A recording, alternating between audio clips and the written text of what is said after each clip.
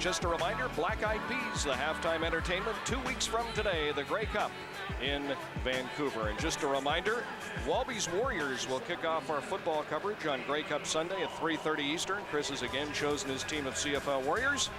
Being named a Warrior, Greg Ferris tells me, is a badge of honor among CFL players. And right now, let's head out to the field once again. And once again, we check in with Elliot Friedman. Elliot? Thank you, Brian. I feel there should be like a band of trumpets with a big fanfare for this announcement, Danny. But who are you going to be starting at quarterback today? Well, all the drama is over now. We knew what we were doing all along. Marcus is healthy. Marcus will start today. Now, just in terms of having the backup there, will you make changes if Marcus doesn't play well, or is the game his? Well, first of all, I never think along those lines. Marcus is going to play and is going to play well. You had a great quote this week about how it was nice to see only football reporters back at your practices. Now that the focus is back for football on this team, how much will it help today? Well, the focus has always been on the field, and I think that's where our players' mindset has been all along. You know, obviously the story that broke a couple of weeks ago took away from that. But the bottom line is that we're here, we're excited, and we're ready to play. And in about, 20 minutes from kickoff, let's get it on. Thank you, Danny. Thank you. Brian?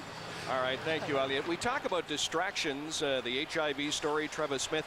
I think the Roughriders explained it poorly. They almost turtled and looked inward. They didn't have to justify it, but I think they had to do a better job of explaining it. Having said that, Danny Barrett did a great job of getting the team ready for a BC team that had everything to play for. Saskatchewan beat them. And then yesterday, the league arranging this, they arrived less than 24 hours before the game. Roy Shivers, the GM, was furious at the travel schedule. But again, Danny Barrett is so calm and collected. Greg, he says, this is just another hurdle to get over. Well, I love what he says, you know, and I mentioned that at the beginning of the show. Is like, you know what, no excuses. We're 9-9. This is what we have to deal with. Let's perform and execute on the field. And Danny Barrett and Roy Shivers have come under a lot of criticism this season. They probably should have handled the Travis Smith circumstance a little bit different, had a strong statement. But you know what, that's a learning in process. But they have brought respectability back to that organization. Roy Shivers came there in 1999. They were 3-15. Over the last 4 years, they have made it into the playoffs. Danny Barrett and Roy Shivers, this is where players now want to play, and they expect a Grey Cup championship every season. And I think adversity with Danny Barrett, he's had a lot of adversity, but what he does really well, it explains to his players, let's build with it. Let's make something positive happen with it. And I think Danny Barrett has his team in the right frame of mind. Like yesterday, like Greg talked about, he made no excuses about the travel, no excuses about the views that the people had the past couple weeks. He just said, we're here to play, and let's get it on. You played with him. Was he like this when you played with him in BC? This is exactly how he was as a player. As a quarterback, he never let anything bother him. He just went out there and made things positive. And that's what he's doing with his ball club. He's an outstanding person to have in a situation when there's adversity. You know, Danny, and I think this team showed its true colors last week, the way they played last week at BC. They turned the focus back on the field. It was a huge win for them. And with all the controversy with regard to Saskatchewan Roughriders, let's don't forget, this team is good enough not only win today, but to win next week. They're very balanced, and I find the interesting go with Marcus an interesting one because each quarterback has their own strengths, Brian. Now, speaking of Marcus Crandall, the last time he played in this stadium, Danny Barrett was sitting in Frere's chair working with me, and you were playing with him with the Calgary Stampeders. Yeah, I had a chance to talk to Marcus just prior to game time, and he looked at me. The first thing that he said was that, Greg, good memories here, good memories here. And it was. That was an 8-10 team. We had a losing record that year in 2001. Came in here and did the improbable and beat a very strong Winnipeg Blue Bomber team. Very similar to the storyline that you see Saskatchewan coming and playing the Montreal Alouettes. And Greg, that helps as a quarterback because you're familiar with the area. You've had success at this stadium. And one of the things that for Marcus is do is just play your game. Stay on the field as long as you can. If you can win that battle, you've got a great chance of winning this ballgame. Well, Danny, we talk about the running, you know, the importance of the running game. Certainly, Saskatchewan's greatest strength from a team's perspective is their offensive line. The ability to control the line of scrimmage takes the game off Marcus's shoulders. The thing that I like about Marcus in this game compared to Nealon, I think he's a better vertical thrower. He seems to have a better feel for zone, if you will, anticipating when things are going to come open. In a dome stadium today, though, with this running game, even they still want to win it on the line of scrimmage. In spite of the fact it's perfect conditions, this is old-fashioned football. Saskatchewan controlled the line of scrimmage. Last week they had the ball 72 plays, BC only 49. If that repeats, Saskatchewan wins. You talked about a dome stadium. They had 53,000 a couple of weeks ago for Toronto. They're expecting only 35 here today, but it is deafening in here. That could hurt Don Matthews more than anything on the field. Back to Saskatchewan. What about the Saskatchewan defense? I mean, they have got to keep Anthony Calvillo off the field. Well, yeah, the biggest thing is what they have to do is just try to contain him. You know, Anthony's going to get his passes. Don't worry, that's going to happen. He's going to have scoring drives. Probably they're going to score points. Minimize Edwards. Take something away from Anthony's arsenal. And Saskatchewan has Nate Davis up front to be able to do that. If he can control Edwards, he's got Anthony right where he wants him. We're all set for the first of the two Scotiabank semifinals. Later today, it's Calgary and Edmonton, but right now, we're all set for the Montreal Alouettes as they come on the field and the Saskatchewan Roughriders. Mark Lee and Chris Walby up next with the Eastern semifinal. It's semifinal Sunday in the CFL. Today, the playoff road to the Grey Cup begins in Montreal.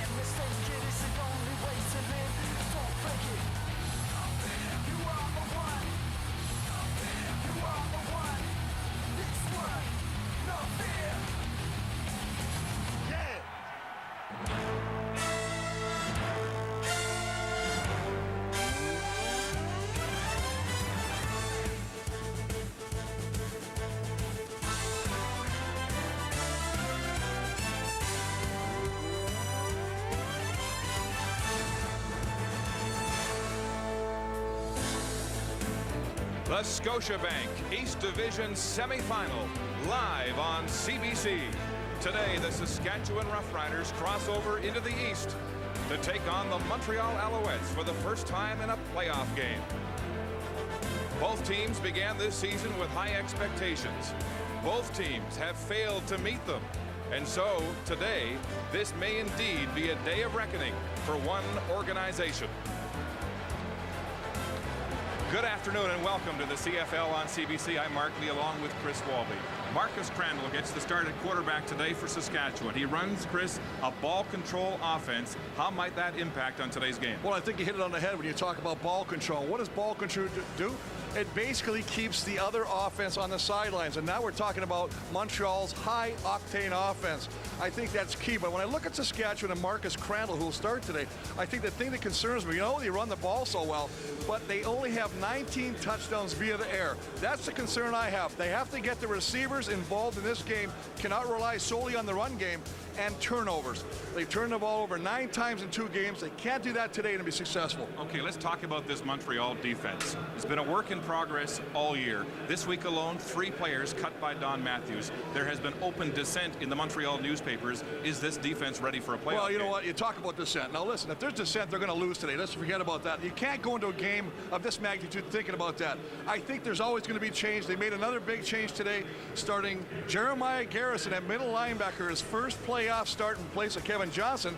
The plus, though, they get Dwayne Butler and Timothy Strickland back. Those guys call the defensive adjustments. The problem is, and we always go back and forth, is that Dwayne Butler is going to play with a fractured right thumb, and Timothy Strickland is still suffering from a groin pull, so he's not 100%. How long will these guys play will have a tremendous effect on how good the Montreal defense is today. We'll find out over the next 3 hours. Now, how about your Gillette game notes? Oh, I'm happy, baby. Let's get it going, and I'm talking for Saskatchewan offensively. O'Day, Keita, Goodday, and Jeremy O'Day and his linemates have got to recognize the Montreal defense to give Crandall time and open some holes for Corey Holmes. On defense, it's a dare. Put the ball in the air. Boy, I love poetry at this time of year.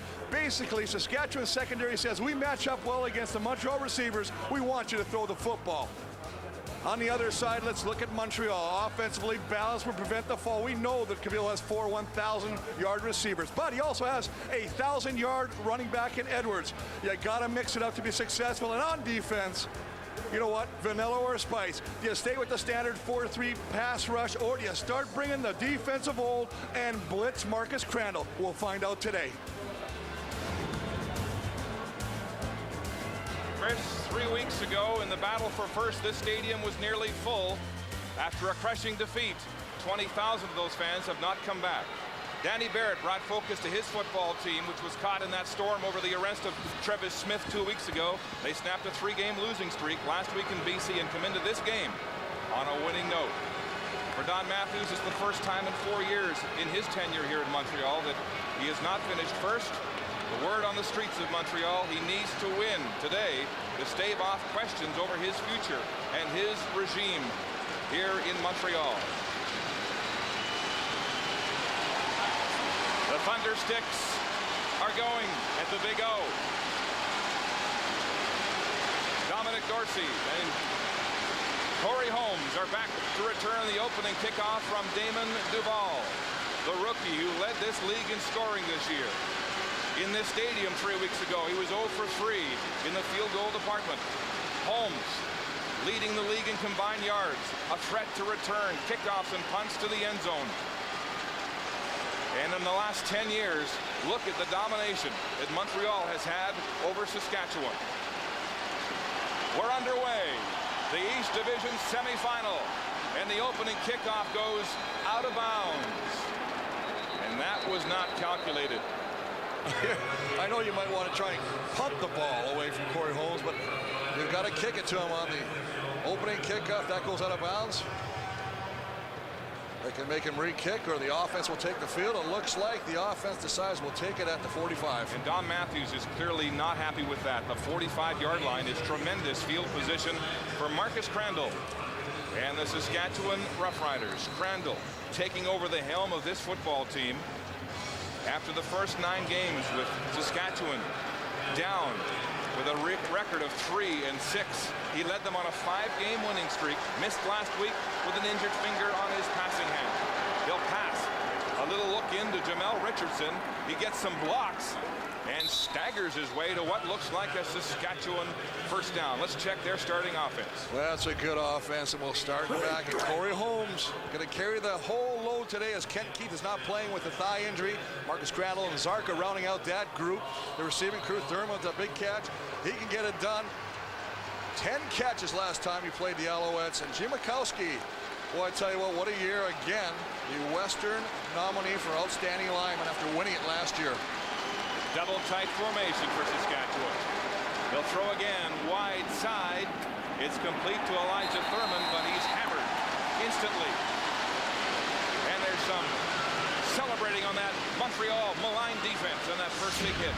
Well, they want to get in the game now. A better way than getting your head in there as we take a look at Anwar Stewart, the veteran, the defensive end. 10 quarterback sacks this year for that defensive line. The linebackers, we talked about it, the rookie Jeremiah Garrison getting his first start in the middle today. Strickland and Butler returning to the lineups. And Richard Carey led the team with 9 interceptions, 2 for touchdowns at that free safety position. 2nd and 6, Saskatchewan. Crandall in the pocket, has his arm jarred as he tries to throw, and it's ruled an incompletion. Ed Fillion, the quarterback hunter, in the neighborhood to help break up that pass. Well, talking to Ed Fillion yesterday, he was jacked up yesterday. We had to tell him to cool down. You got to play less than 24 hours. But he said, watch, tomorrow we're going to bring a little different scheme. We're going to bring some pressure. And you know that number 75 come this time of year is always around the quarterback. Does a nice job of running around the guard, getting the hand on the throwing lane of or throwing arm of Crandall, but it wasn't a throwing motion. Good call by the official. Paul McCallum to punt, and there's Edgar Landry, who was benched in the second last week of the season. And McCallum angles this one to the far sideline. It's Landry at his 7. And he's in trouble as Saskatchewan's punt cover surrounds the return man and limits his gain to just 3 yards. Welcome back to Olympic Stadium in Montreal. Nicely underway here in the East Division semifinal as Anthony Calvillo gets set to go to work with tough field position for the 4th year in a row.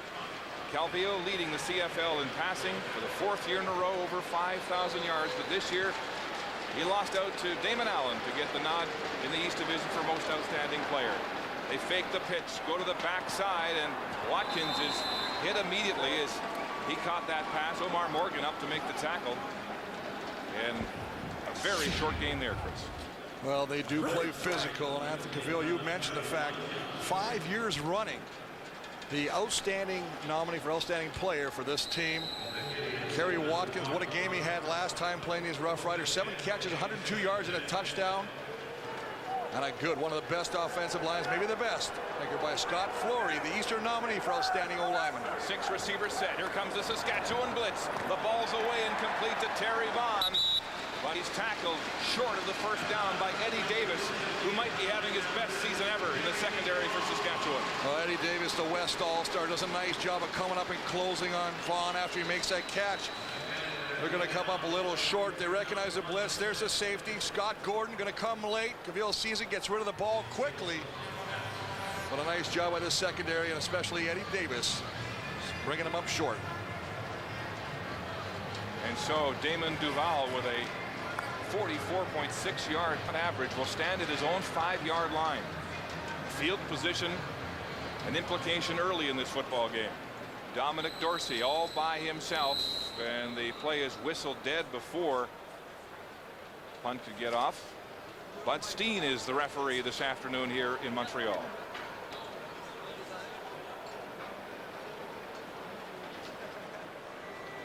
We'll wait the call from Bud Steen. Looks like the whistle hadn't been play hadn't been blown in, Chris, before they snapped the ball, so they'll do it all over again. Now play is whistled in.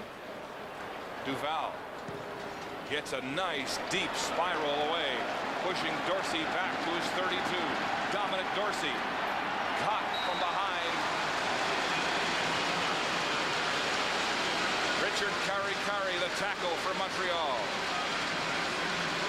For Marcus Crandall, it's his first return to the Big O since he was the Grey Cup MVP in 2001. The success that we had that game, that you always relive the moments in your head and go through all the good things that happen, and you try to be positive, and so you bring all those positive things to where you are right now. And so Crandall on first down, hands off to big Chris Zarka, who had his best game as a ball carrier back in October against Montreal in the second half.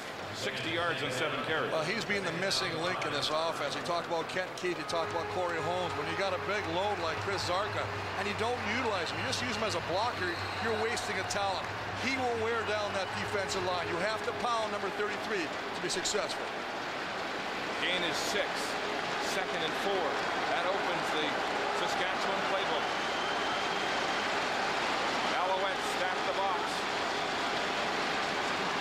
Crandall throws, crossing route. It's open. Jason French has a Saskatchewan first down. But enough time as they run that crossing route. Now remember, every time you run a crossing route, you need time for this play to develop. That offensive line does a nice job of creating a throwing lane. He's going to take a hit, but not before he delivers the ball across the middle. And I tell you, Jason French, boy, he's really coming to his own. Last week, the big touchdown to win that game against BC. The game's only touchdown, and it came with 1:39 to go in that football game. Here's the rookie, Garrison, at middle linebacker, his first playoff start. Nice play-action fake, and Holmes takes a counter and makes a big gain there. He'll have first down yardage, but there's a flag on the play. Well, the flag was thrown, and this usually indicates against Saskatchewan. They're running a counter, pulling the backside guard and tackle. Offside. Montreal 66. Whoa. Penalties declined.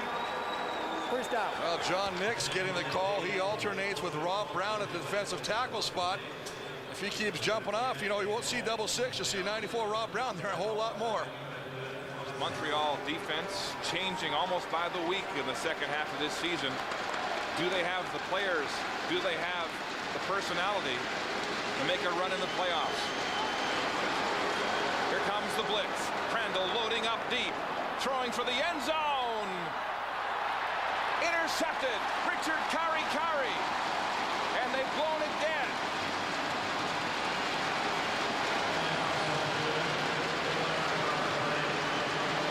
There's a flag on the field, but it's going to go against the Roughriders. They are going to be called. Offside. Saskatchewan, number 84. Thurman jumped the gun on that play. Nice job with the Montreal secondary with the double coverage deep in the end zone. Gonna bring the blitz. It's picked up. Crandall sits there, throws deep. And look at Carey. Nice job of closing in on that football, finding it. And they ruled him down on the contact as he went to the turf to make the interception, his 10th of the season. And we talked about turnovers early. We said, you know what? Saskatchewan's had a problem. 7 interceptions in the 2 previous games against Montreal. Not a way you want to start, especially after you're moving the ball. And the turnover ratio heavily favors the Alouettes. They'll go on the ground. Robert Edwards breaks a tackle and puts his head down. And Mike McCullough, the Canadian middle linebacker, playing in place of Travis Smith, in on the tackle. And might that be a place they attack in this game? Well, I remember a couple years ago, Coach Danny Barrett talking about Mike McCullough. You see him right in the middle of your screen, 45, and he gets blocked out. Jackie Mitchell kind of forces him back in to Mike McCullough. Mike McCullough is so worried about getting his assignments right that he doesn't take chances. That's one of the things that Barrett is hoping he'll do. And that'll come with experience. Only his second start, and it's a playoff game. Here comes the blitz. Calvillo throws. It's complete to Terry Vaughn. Jackie Mitchell makes the tackle. First down, Montreal. And the man who has 11 consecutive 1,000-yard seasons. Oh, and he loves the playoffs. I mean, he is a big-time performer. He's just going to run another crossing route. He gets separation away from Jackie Mitchell. You take a look at the receiving crew, 4 of them with 1,000 yards, and then tie in a 1,000-yard running back like Edwards, first time in league history. And add to that 3 different receivers with those numbers this year compared to last year for Montreal.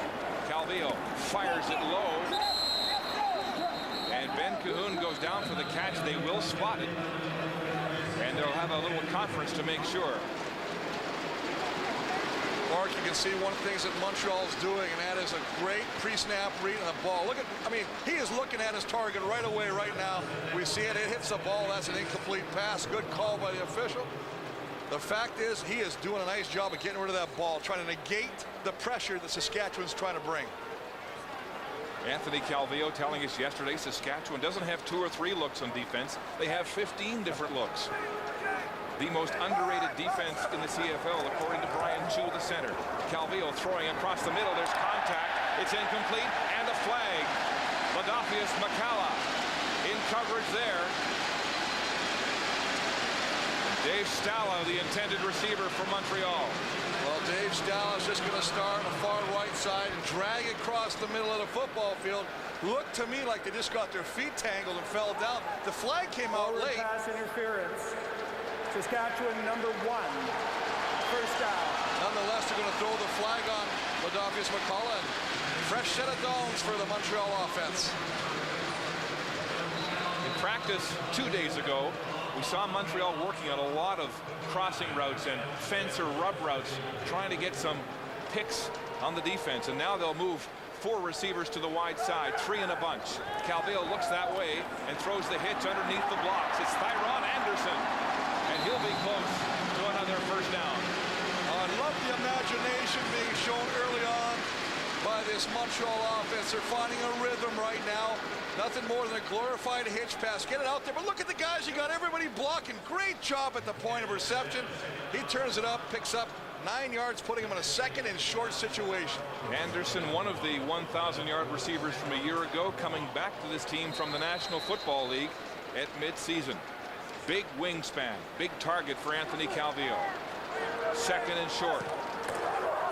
They'll go up the middle with Mike Villamick, and he'll get 5, maybe 6 yards on the carry up the gut. The Saskatchewan defense, number 2 against the run, number 2 against the pass. Well, they can get it done. How about Scott Schultz in the middle? First all-star selection, finally getting recognized. The interior of that defensive line. Mike McCullough, we talked about him playing in place of Travis Smith. Boy, a lot of pressure on that youngster in the middle linebacker. And I love this guy. Scott Gordon, one of the hardest hitting safeties in the league. Well, he'll make you pay for coming in his territory. He plays the body before the ball for sure. On the ground, Robert Edwards. with a load for another 5 yards up the middle. And they keep going after that young middle linebacker, McCullough. Well, that's the thing. I mean, he's so worried, and we talked about it earlier, saying he's got to sit at a certain distance. He's being coached. And as a youngster, you don't take chances. You don't make any adjustments. You just go where the coach says. Now, what happens, that's like textbook. So if an offensive lineman, I know exactly where that middle linebacker is going to be every time. It makes my block easier. He said, you know what, I've been in this organization for 3 years before getting this chance to start. And I don't think my teammates are that nervous about me because I've been around. I know the system. Calvillo with authority to Ben Cahoon. He takes 2 hits and stays on his feet. Is there a tougher receiver in the league? Well, you know what? We talked about Terry Vaughn, his teammate, as one of the best after the catch. I tell you what, this guy's right up with him. Ben Cahoon's just going to slide out, find a little hole right there. Ball is delivered right on time. And look at that, ducking down. Great presence of the tacklers, picking up additional yardage. 4 years, 1,000 yards in each receiving, and he missed 4 games this year with that broken elbow. Wearing the brace again today. Pay action, naked bootleg. Calvillo with daylight, steps out of bounds at the first down marker. What a great call. What you have done now is you have planted the fact that I can go to the outside. Look at them all suck in on the play action pass. Nobody goes to the outside. Nobody respects Calvillo for running outside. Dwayne LaFoe, the backside end, is going to have to say, I've got to stay in my rush lane. I can't take a chance. Alouettes in the red zone against a Saskatchewan defense that has allowed just 1 touchdown in the last 3 games. None last week against BC's powerful offense. Let's see how they stand here. Calvillo fakes, goes to the wide side. Little hitch pass to Terry Vaughn. Vaughn, touchdown!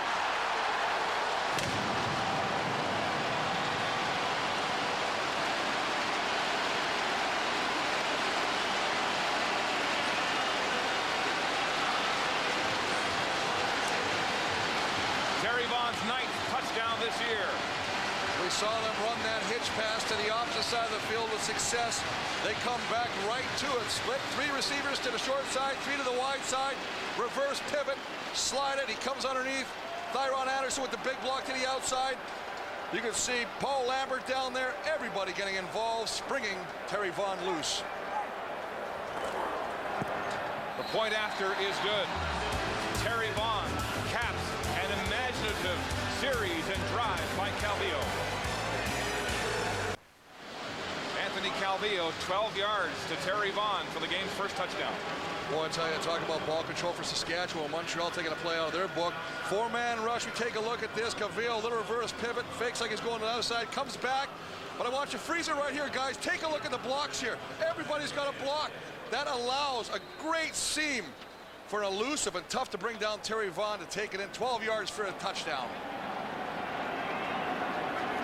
Corey Holmes at his 14 comes down the middle of the field, and they've got Matthew Crew, special teams tackler on this Montreal team, takes down Holmes and limits the return to 17.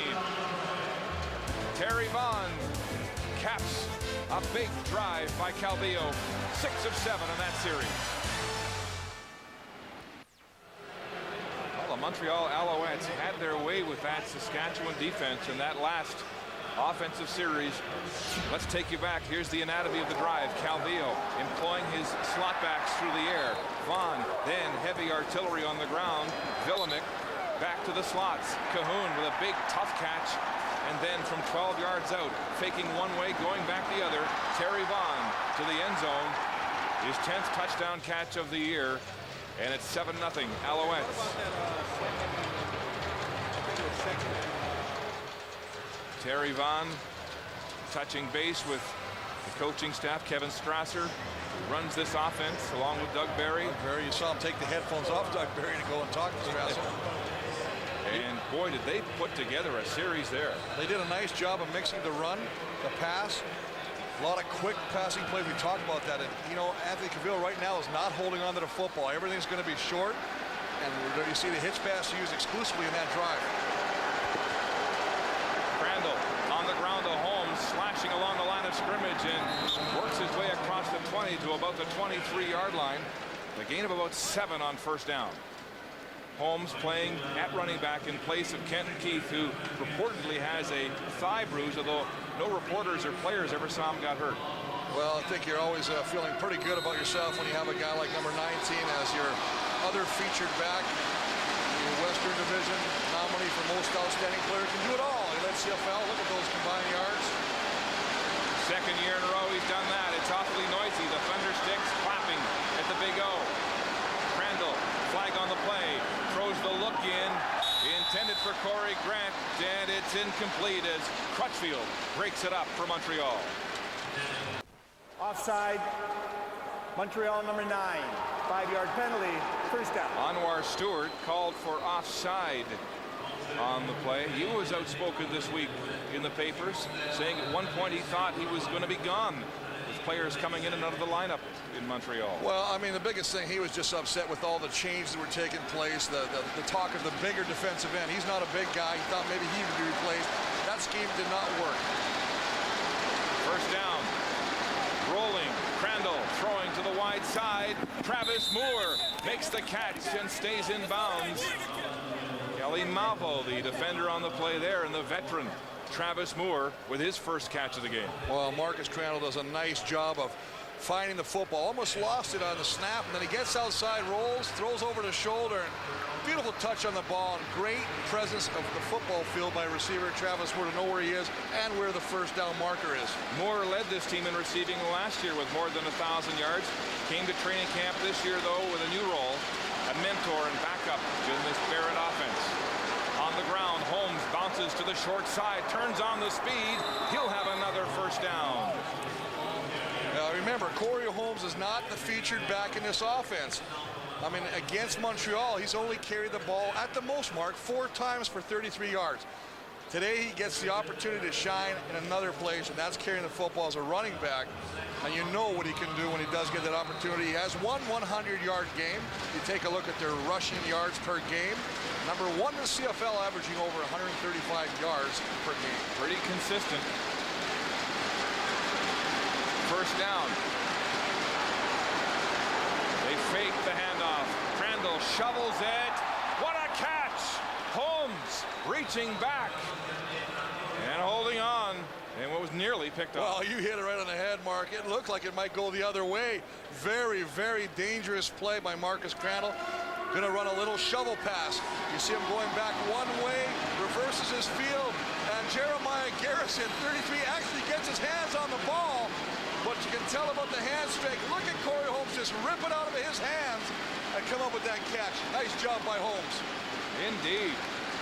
One-on-one with the rookie Garrison in only his 4th start, his first playoff game in the CFL, replacing Kevin Johnson, who was cut this week. Crandall throws incomplete. Wayne Butler on the blitz got into the quarterback's face, and the ball was too high for Thurman. Wayne Butler indeed back, playing with that cast on the fractured right thumb. Got in the vision, the throwing lane of Marcus Crandall, causing him to throw the ball a little high and over the hands of the intended receiver, Elijah Thurman, who was settling down just past the first down marker. See Butler just putting his left hand up there, the right arm in a cast. He broke his thumb a couple of weeks ago, had surgery. This is the 4th cast he's had on that thumb. High snap. McCallum makes the catch and just gets the end-over-end punt away. Landry on the full gallop is hit by Darnell Edwards, but a flag on the play. It will be no yards. This is the first time Marcus Crandall has been in a postseason game since he helped lead Calgary to the Grey Cup victory in 2001 in this building for Winnipeg. First down, Calvillo and the Alouettes. Play action, rolling to the short side. Pressure. He gets the ball away. It's incomplete. Short as Fred Perry, the rush end, got in there to turn up the heat. Well, you're going to have to get pressure. We saw Fred Perry earlier getting taken in, fooled on the play action. Again, this time he stays to the outside. He doesn't go away. They're trying to set up something backside as they flood the wide side of the field with 4 receivers. He's trying to come back short side. Fred Perry says none of that. That's Saskatchewan in sacks after not starting the season at that position. Second down. Here comes the blitz. The ball's away, and it's complete to Ben Cahoon. Takes a shot, dives for the first down. Not happy with the spot. It almost looked like from up here, our vantage point, that he did stretch out past that first down marker. We'll have another look at it. They're going to bring the blitz again. Scott Gordon coming up late. Neville recognizes, delivers the ball to Cahoon. He dives forward, and he gets up. He can't believe the mark he got. They're going to come up just a little bit short. It'll be interesting to see the decision made by Don Matthews. You know he's got a lot of confidence in this big offensive line.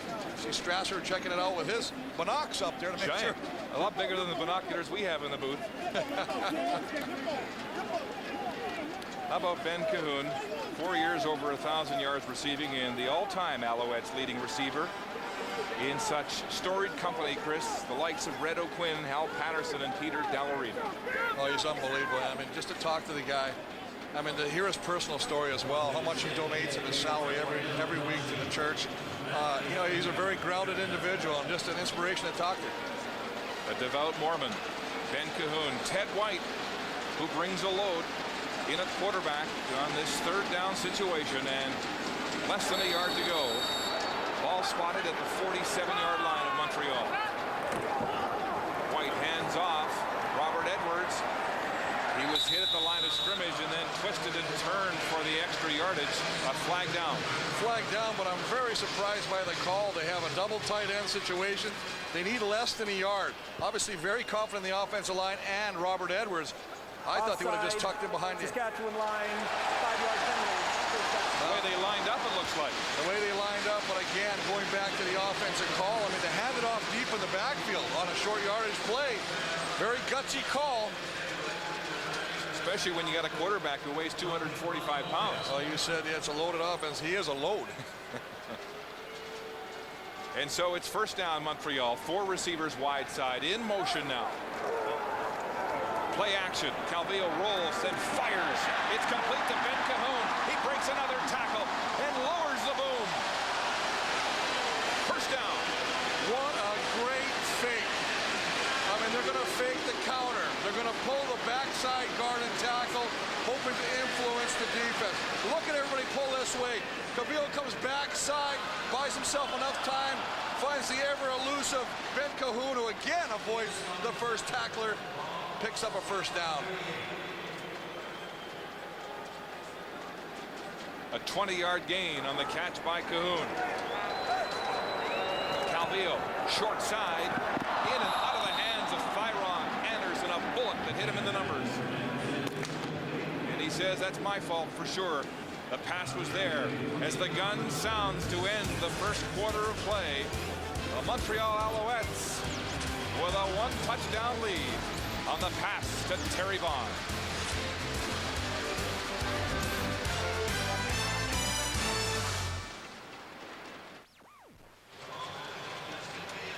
Back in Montreal, the Alouettes still moving on offense. Anthony Calvillo looked so sharp in the final day of practice, and he's picked up where he left off here in this game. Boy, an exciting first quarter. I mean, both teams moving the ball. Saskatchewan moving early, and then they throw the big turnover.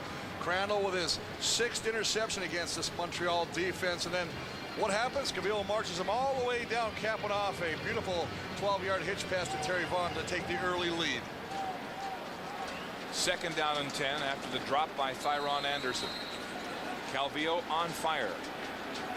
Receivers fired up too. Here comes the Saskatchewan blitz. Calvillo to Cahoon. Another first down. Ladolfius McCalla in coverage at the corner. Well, Ladolfius McCalla claps his hands in disgust because he can do nothing. Ben Cahoon had him so completely fooled that he bought separation from him. Great move.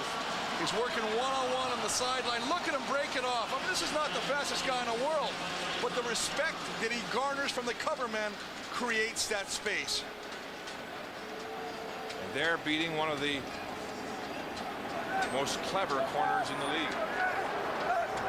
Alouettes. Calvillo across the middle. Stella. Lateral. And Cahoon makes the catch on the lateral as the Alouettes pull another trick. That was dangerous. I love it. I love it. This is just an offensive explosion. You just love the way they're doing it. Dave Stella, he takes the hit. It's almost the old option. He gets crunched, but he still pitches the ball over to Ben Cahoon. This is everybody working together trying to make something happen. Injured Rough Rider on the play. After that gain of 20 yards. Dave Stella, his first year over 1,000 yards receiving. What an athlete. Well, Mark, you're talking about the fact that he not only catches, he's kicked, he's punted, he's done everything for this team. The consummate professional. I love the play. Look at the smile on his face. He knows what's going on. What a great job of getting the ball and just looking. Obviously, there's a lot of talking. It's a noisy place in here. You know Cahoon's yelling at him. Bam, he pitches it over and takes a shot. Well, that's just exciting to watch. Stella, 3 years in this organization out of St. Mary's. And I'll tell you what, you got two Canadians like that, both over 1,000 yards receiving. The last time they did that in Montreal, it was Cahoon and Climbie back in 2000. Let's look at Ben Cahoon's work so far today. It has been a blue-collar work ethic, to be sure. Catching balls in traffic, diving and breaking tackles. Look at him go. Well, it's just a scenario where you see a guy like this who you know is a leader. Look at the hands on him. I mean, but his play inspires everybody else. He's picking up everybody else. They'll say, I want to be like Ben. Dwayne Lafall, the rookie rush end, shaken up for Saskatchewan. So he'll come out of the game with the ball just inside the 6-yard line. And that means that Wayne Weathers enters the game, the backup end out of the University of Manitoba, the 8-year vet. He left earlier with a cramp. See if he's fully recovered. First and goal, Montreal from the 6. Weathers in for Lafall. Calvillo rolling under pressure, throwing deep for Vaughn. No good. Just a little long. Well, a little long, and that's all due to the pressure from the Rough Rider defense. If they don't pressure him, Vaughn has got him beat. Little out and up to the back of the end zone. Just going to go out. Now watch him. Takes it up. Now turn it up. Gets separation.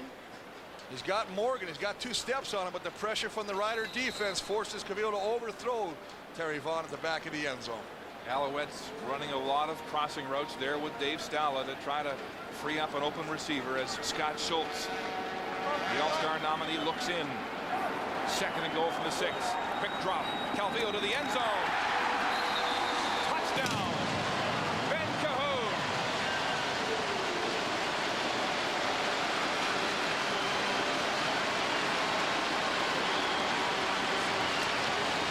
Mark, we talked about this offense. It is #1 in the CFL for this reason. They can put points on the board.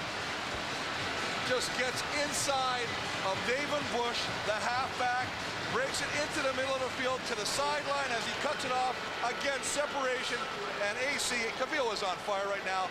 Pinpoint pass right there.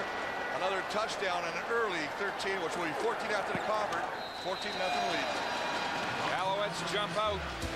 2 converted touchdowns. Calvillo to Cahoon, and it's 14-0. Ben Cahoon, that's his 10th touchdown of the year, but remarkably only the 2nd in playoff competition. Well, one-on-one coverage. There's David Bush. There's Ben Cahoon. He's just going to run straight at him. And you see the hips turn on David Bush. By the time he gets there, he can't recover. Cahoon, again, very shifty, gets a little space. I talked about the precision of the pass from Cavillo. As a result, it's a 14-0 lead. Slot backs with the touchdowns from Montreal. As Dominic Dorsey returns the kickoff. Dorsey stumbles, hammered. Eric Lapointe, the backup running back, in on the tackle, and they waste no time going over their ready list on the Montreal bench, despite their success. The anatomy of that touchdown drive. It's Cahoon. Through the air again. He has 5 catches so far in this game. Takes the lateral here. Makes a beautiful one-handed grab, and then ahead of Bush for the touchdown. Now I got to tell you, if you're a Saskatchewan fan, don't panic. Remember the last time these teams played, Montreal jumped out to an early 14-0 lead, and Saskatchewan came back. So there's still hope. A lot of football left. Let's see what Crandall can do. Back to pass, throwing downfield. Looking for Jason French, off his hands and incomplete. A nice job of Marcus Crandall. We take a look at the comparison between the two quarterbacks. 122 yards. Look at that completion ratio. 11-15 for Anthony Calvillo. Marcus Crandall 5 of 10, 43 yards, 1 interception. But he's going downfield. He says, you know what? I've got to start stretching this defense. He does that. He tries to get French down the field. Calvillo very gracious in not getting the nominee in the East. When Damon Allen got it, he praised Allen, but said to me the other day, I have the respect of the teammates that I play with, and that's all that matters. Crandall now rolling with time. Oh, and the ball is dropped. Jason French should have had it. Well, Jason French, I mean, this offense does everything it has to make this play successful. They pin the defense to the inside. Marcus Crandall is going to get around to the outside. As he gets around to the outside, look at that job right here. It's all sealed. Now he gets here. Now it's up. There's French. Look at him. He's wide open. You got to make this catch. Puts it on the ground. Not only is it complete, but it brings out the punt team. McCallum set the punt.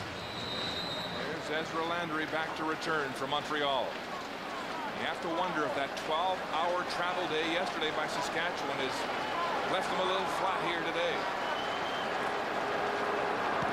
McCallum just gets the punt away.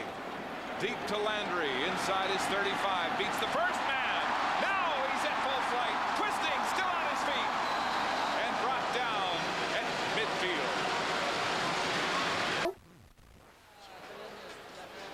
The Alouette offense has dominated this first half on the scoreboard and on time of possession, and they're at it again. Here's Calvillo, hitch pass to the wide side. It's complete to Terry Vaughn, and Jackie Mitchell makes the tackle. Here's Elliott. Well, Mark, we were talking to Anthony Calvillo on Friday, and he said the biggest difference in this Montreal offense than years past was that they run the ball on 2nd and 6. Even with Mike Pringle, they never did it. Now they do it with Robert Edwards. But Calvillo has been so perfect calling his own plays today that the Alouettes have been outstanding on offense without even doing what he thinks is the biggest reason the offense has been so successful this year, Mark. Right you are, Elliott. That ground game has really added to this Montreal offense. Coming back to the ball, it's Vaughn. He makes the catch at the 50. And you know, when you've got a running back like Robert Edwards who goes over 1,000 yards in just 12 starts this year, that really adds the ground dimension to this passing attack. Well, we talked about the fact that it is the first time in league history to have 4 1,000-yard receivers and a 1,000-yard running back. But what I'm impressed by right now is the effort shown by the Alouette receivers to come back to the ball, to go down and catch these balls off the turf. He came up short, but a great effort. Great job by Terry Vaughn on that play. Big play, though, by that Saskatchewan defense to break up this Montreal offensive momentum. Absolutely. McCalla and Dorsey back to return as Duval tries to angle it to the coffin corner. It bounces to Dorsey at the goal line. Tiptoeing up the sideline and forced out of bounds.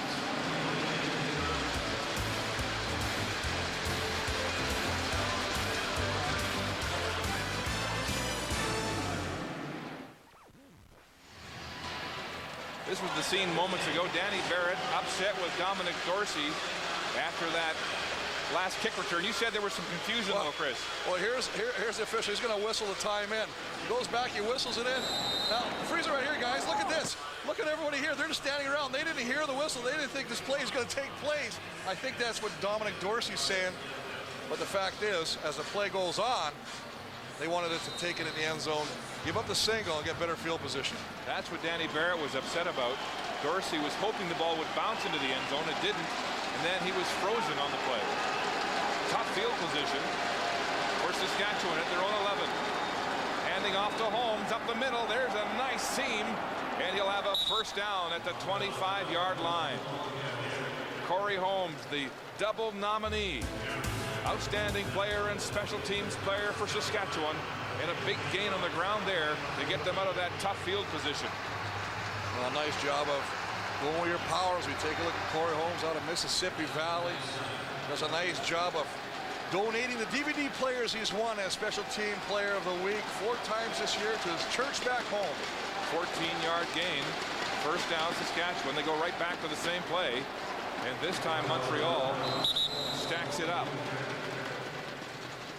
One of the things that the Alouette defense feels is they have certain keys to read.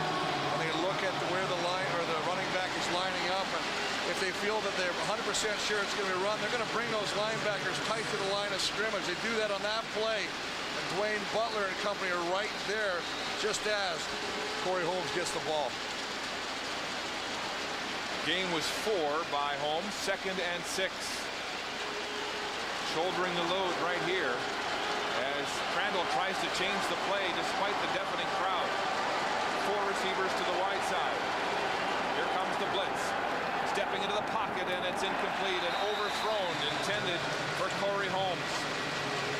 And Butler again in defense, and he's in Holmes' face with some smack talk after that play.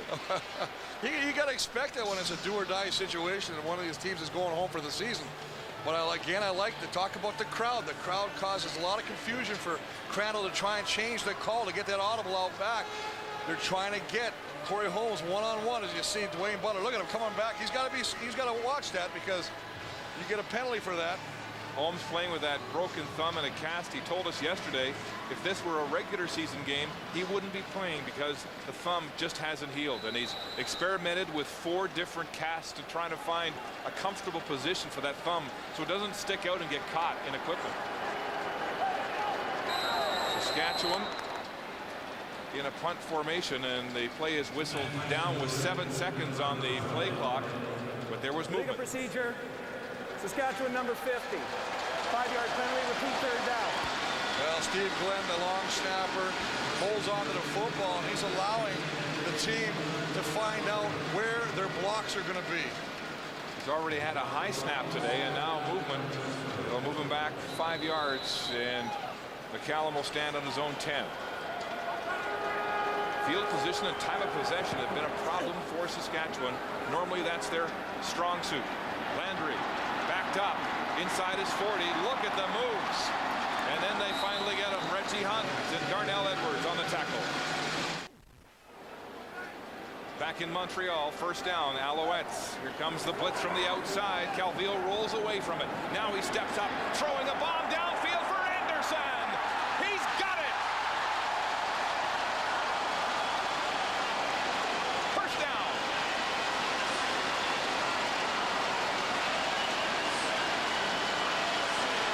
Mark, for this play to be successful, you have got to have some time. This is a long developing play. Play action pass, half roll to the right. Great job of setting up behind the offensive line, who give him a great throwing lane down the field, the center of the field.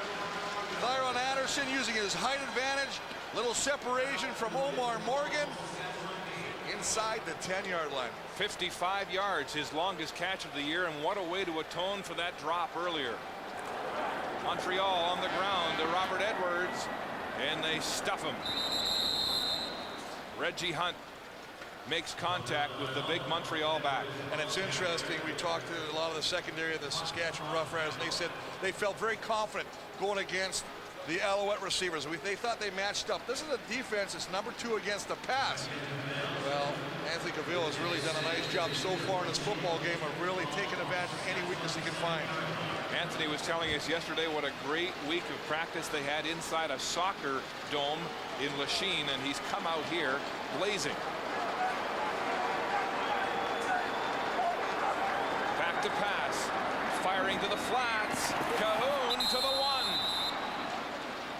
Mark, I think they're going to call a rub on this pattern. You might get a flag came down. Cahoon is going to break off the pattern, and it looked like his partner, Dave Stala, I think, took it deep and may have caused a little bit of a rub pattern.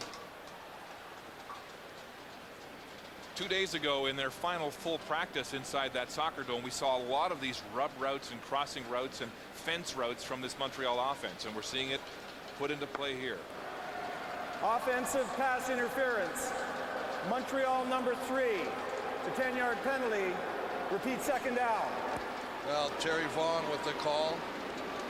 Doug Barry, the offensive coordinator, talking to him about that play.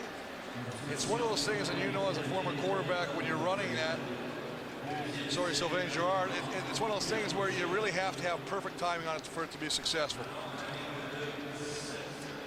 So we'll back it 10 yards to the 17. It's 2nd and goal repeated as the officials confer. Like Gerard was taking a little heat from his O coordinator, but I'll tell you what, that's all in the playbook that we saw in Well, practice. they've been running it a lot today, this afternoon already, and have had success with it. First time they've had that actually called against them. Empty backfield. 2nd and goal for the 17. 6 receivers downfield. Calvillo in a crossing route. It's complete for a touchdown by Ron Anderson.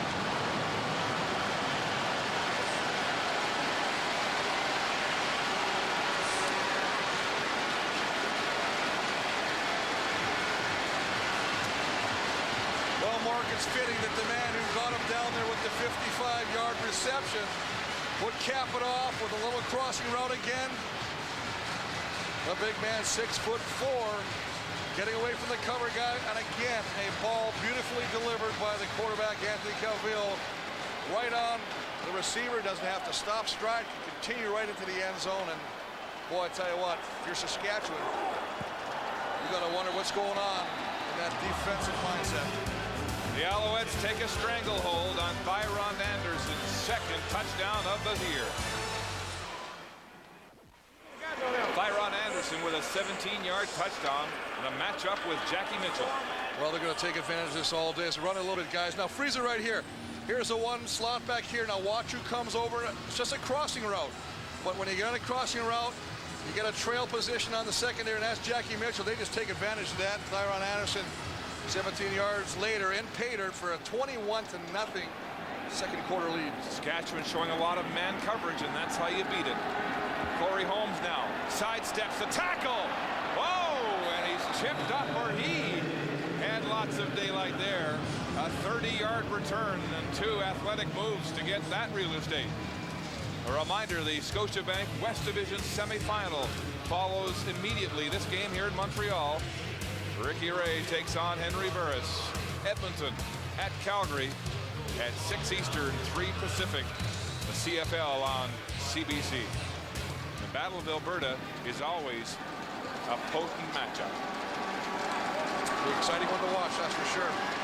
Will the domination by Calgary continue? Crandall with time. Finds Jason French open underneath. He'll put his head down and be close to the first down as Kelly Malvo comes up to make the tackle from the secondary. Well, it's really important that this Saskatchewan offense helps out its defense by maintaining ball control a little bit and staying on the football field, hopefully doing something positive with some points on the board, but not going 2 and out and forcing your defense to come back in the field right away. French has more catches in this game than he had all year. He only had 1 in 2 games against Montreal this season. Short yardage on 2nd down, and take it up the gut for what looks like a first down. The offensive coordinator for Saskatchewan on your left, Marcel Belfait, loves to dink and dunk the ball. They have a 6.5-yard pass average, this Saskatchewan offense, the lowest in the league. Known for their ball control, we have not seen that in the first half. I mentioned the fact you can't live off the run. You have to be able to throw the football as well. Crandall, time, wide side pass, complete to Corey Grant, and hammered. Daryl Crutchfield puts a verbal exclamation mark on that one. Well, that's a long throw for Marcus Crandall to make cross field to the sideline to Corey Grant, but that allows the cornerback Daryl Crutchfield to come up and make the play on the receiver as soon as he catches the football. Chris, they've moved Crutchfield inside to halfback for this game, normally on the corner, and they've moved Durden out to corner. And another change for this Montreal defense in the last week. Crandall under pressure across the middle. It's complete to Jason French, or rather Travis Moore on the play, and he'll have a big first down for Saskatchewan. Well, your big-time players have got to step up in big games and make the plays, and Travis Moore is one of these guys. 11 career touchdowns against the Alouettes. Just going to work from the outside, little spin move to come back to the middle of the football field, secures that football after initially bobbling it, but it's nice to make a catch, and good play by this offense who desperately needs some points. Saskatchewan moving the ball. Play possession. No, they do hand it off. And Corey Holmes runs smack into Anwar Stewart in that D-line of Montreal. Well, you see one interesting thing, and that is that Marcus Crandall is saying, hey, call the offside. These guys are in the backfield before I'm even handing the ball off.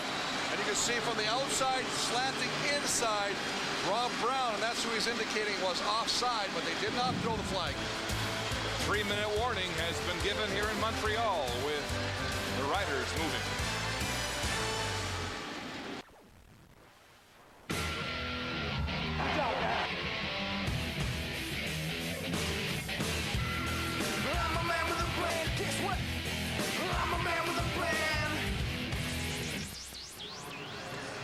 Right now, the man with the best game plan is on the right. Don Matthews' team with a 21-point lead. Under a lot of pressure in this city, facing questions from reporters yesterday, asking whether he felt threatened in his job if they don't win this game today. He said, I'll be back.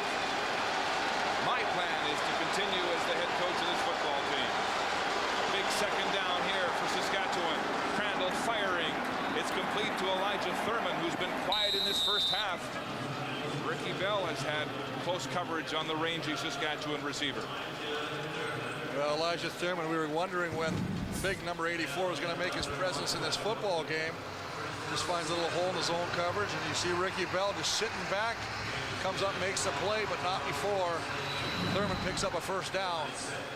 Thurman, the only receiver over 1,000 yards receiving this year for Saskatchewan. Big play man in last year's West Final with 2 touchdowns. Crandall back to pass across the middle. Holmes makes a circus catch and twists his way close to the 20. Jeremiah Garrison, the rookie middle linebacker, makes the tackle. A nice job of just tossing the ball to your outlet pass, Corey Holmes. But let's take another look at Elijah Thurman. As you say, the 1,000-yard receiver, the Saskatchewan Roughriders. Look at the physical contact right there by Bell, sacrificing his body, but not allowing Thurman to go downfield. Ricky Bell has really steadied this Montreal secondary in the final few weeks of the season. Second down, 5. Crandall, time. It's complete to Thurman with a big straight arm. And a first down for Saskatchewan across the 15. Well, that's all offensive line and Zarka blocking, because this takes all day. He's going to go to the right. He kind of just steps gingerly to the left. Has to wait for Thurman to come all the way across the field. Again, being covered by Ricky Bell. Puts the ball exactly where it has to be. And the strength of Elijah Thurman, 6'3", 205 pounds, shown right there as he stiff arms Ricky Bell and picks up a first down. An important receiver for a team that lost Matt Dominguez in the 3rd game of the year. First down at the 15 of Montreal. 6 receivers for Saskatchewan. Crandall fires. It's intercepted.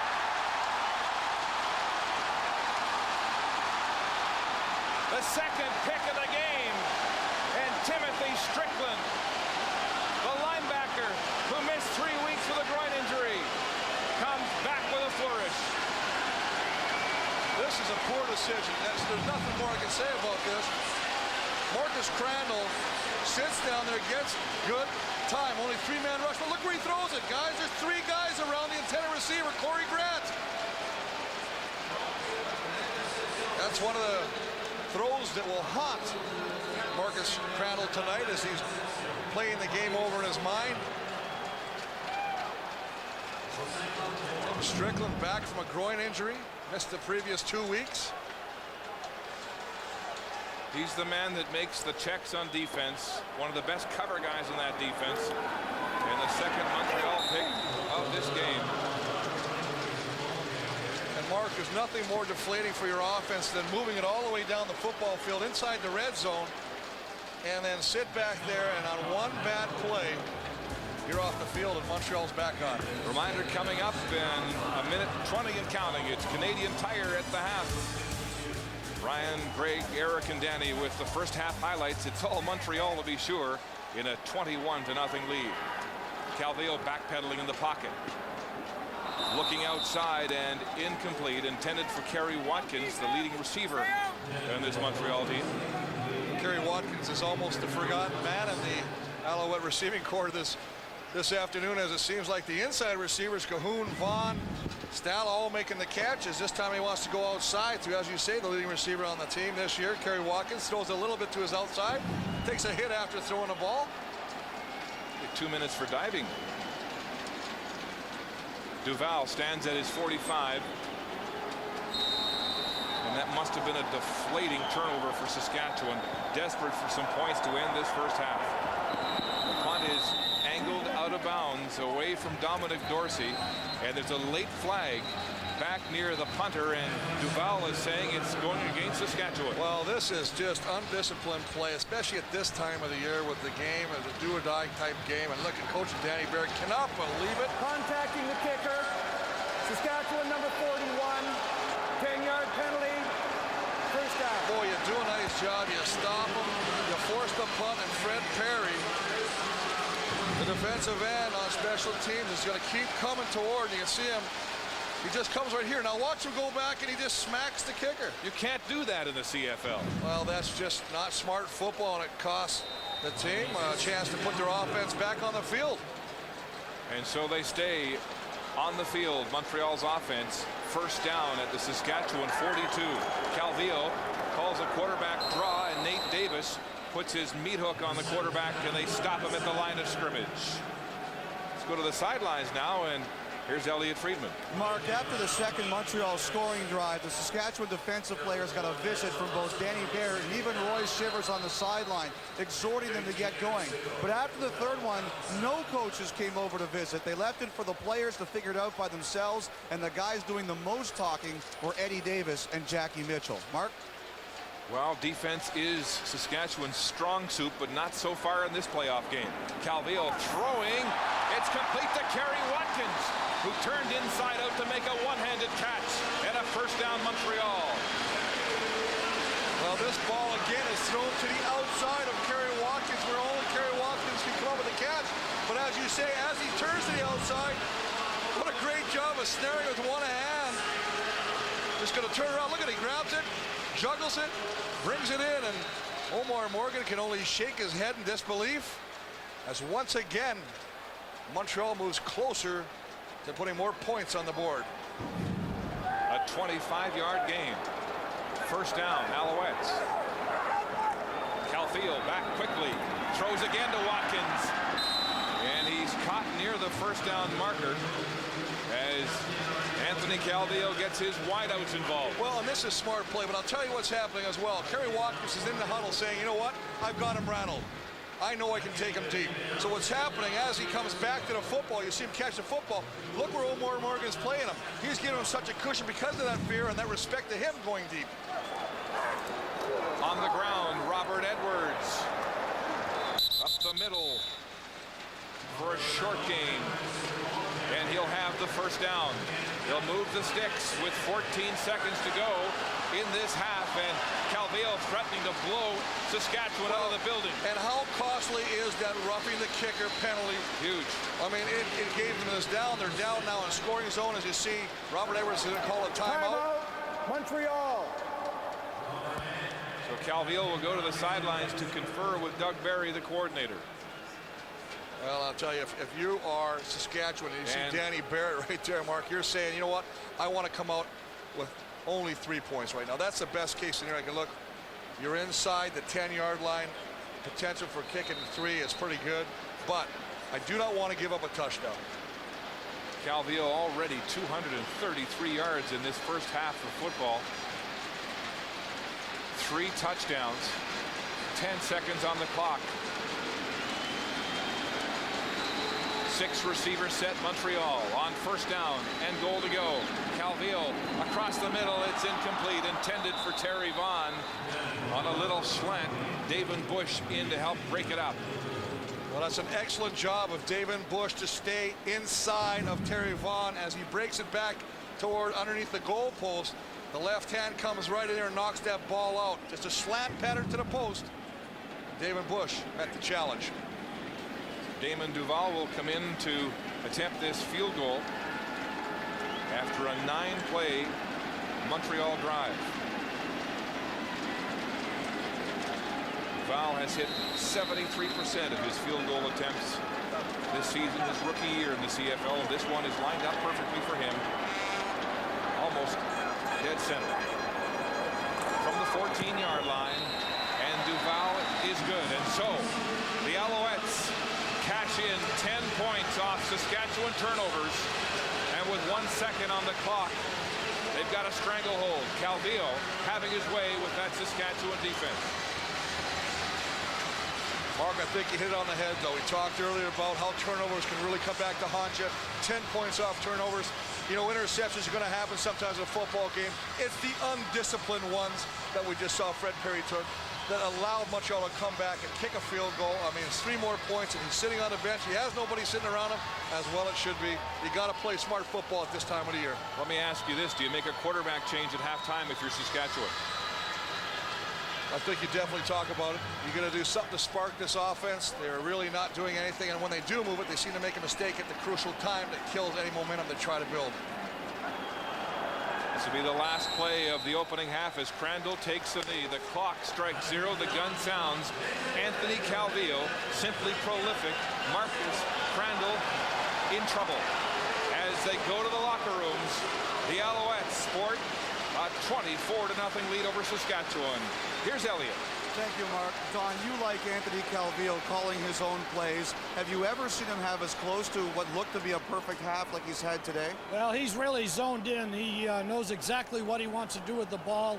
He's had a great week of study. The receivers have done the same thing. Good protection in the O-line, and 24 points as a result.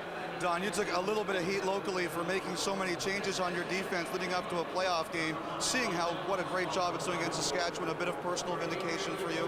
Well, the defense is playing well. We got lucky a couple times. They dropped a couple passes. We got a couple of interceptions, but we got 30 more minutes to play. Thank you, Don. Thank you. Don Matthews, the head coach of the Montreal Alouettes, and he's got every reason to be pleased. 24-0 at the half. We'll ask Barrett about a possible quarterback switch after the panel. Mark, no Western team has ever won a crossover game, and it certainly doesn't look like that is going to change here this afternoon. Good first half of football for Montreal, and just a sloppy first half of football for the Saskatchewan Roughriders. The Saskatchewan Roughriders arrived here less than 24 hours before this game. There is absolutely no excuse for that. The league organized the travel. The league screwed up big time, and Saskatchewan looks like a tired football team. Greg Ferrers, would you agree? Oh, absolutely. There's no fire. You look at the Montreal Alouettes, they are taking the fight to the Saskatchewan Roughriders. You see Dwayne Butler getting up into the face of different players, and they stand around and don't do anything. Show some emotion. This is a playoff game. Come in here and play like you want to be here. If I'm Danny Barrett, I'm going in there and I am going up and down my players and saying, I do not care about the excuses. I want you to come out and play with some emotion like you want to be here. It's ridiculous. Could we have an opinion on that? Greg ought to be. Butler, get up in You your should face. be in the locker room. That's what I was saying. Greg will win. All right. You're fired up. Oh, my goodness. The story in the first half, one of the stories, we'll talk about the Montreal defense in just a minute, but we got to start with Ben Cahoon. How would you like Danny McManus to have a receiver like Cahoon? He put on a clinic here in the first half. He did put on a clinic, Brian. I tell you what, him and Anthony are on the same page. What Ben Cahoon can do, he can make cuts on a dime. He gets into positions where he's able to just, as soon as he breaks, he knows the ball's going to be there. And tough running, too. He's bouncing off 2 or 3 guys on this play. Ben is the type of player that's going to come with his lunch pail every day to work. He's going to give you everything he's got. And that's just the type of player he is. And I know Anthony loves throwing the ball to him. I mean, it's one of those outstanding combinations that they have.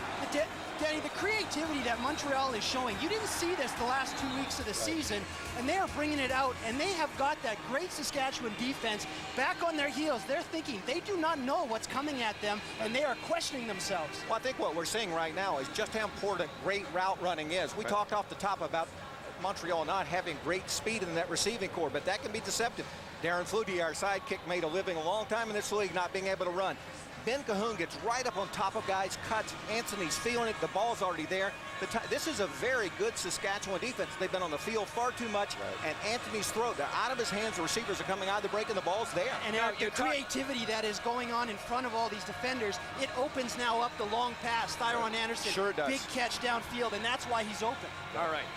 One story coming in here was the fact that Don Matthews was tinkering with his defense. He was criticized. Let's give Matthews some credit. This Montreal defense has been outstanding.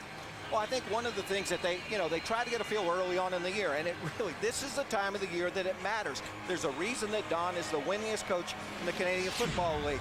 He finds the right mixture, and here, this was just a critical mistake. Saskatchewan's down 21-0. They have a chance to make it a 14-point game.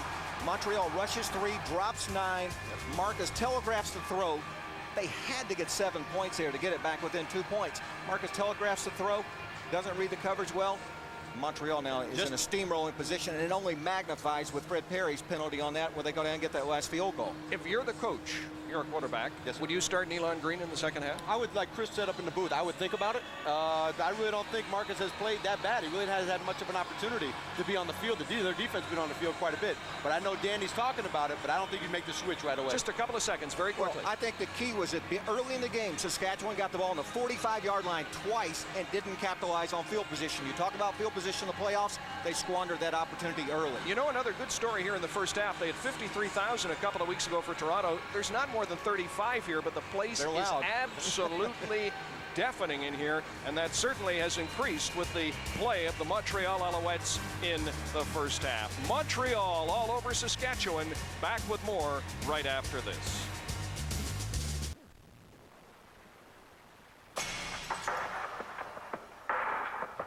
History of Excellence, brought to you by Nissan.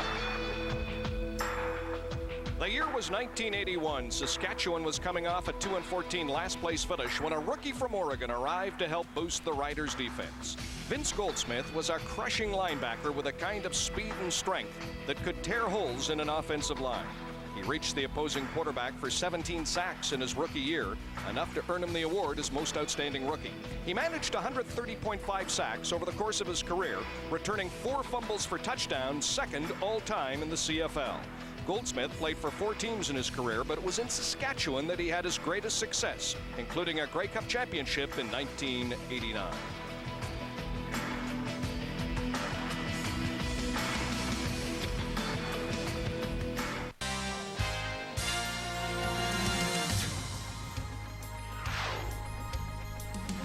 Canadian Tire at the half. Brought to you by Canadian Tire. Let's get started.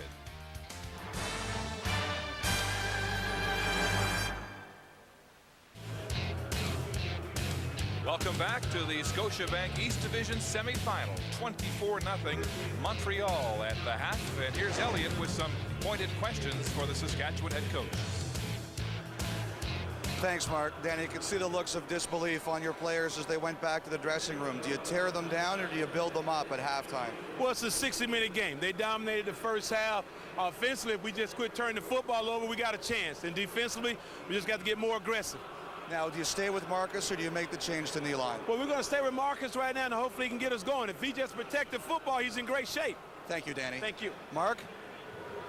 Thank you, Elliott, and I'm sure a busy halftime for Saskatchewan, making adjustments. Coming into this game, a lot of talk about Montreal's defense being much maligned, but this looks like the Montreal defense of old shutting out Saskatchewan. Well, they're shutting them out, but the big thing for me today to watch is the way that they're playing defense. They're playing man-on-man coverage, basically, and Anthony Cavill is just having a heyday with his receivers running crossing routes and finding the open receiver. He's doing a nice job of just finding that guy, taking advantage of Saskatchewan defense, and I tell you, for Saskatchewan, they're going to have to abandon the run, and that's their strength, and rely on the passing game. As we take a look at the halftime stats right now, I mean, time of possession is relatively even, first downs, but the big thing, 92 yards passing for Saskatchewan.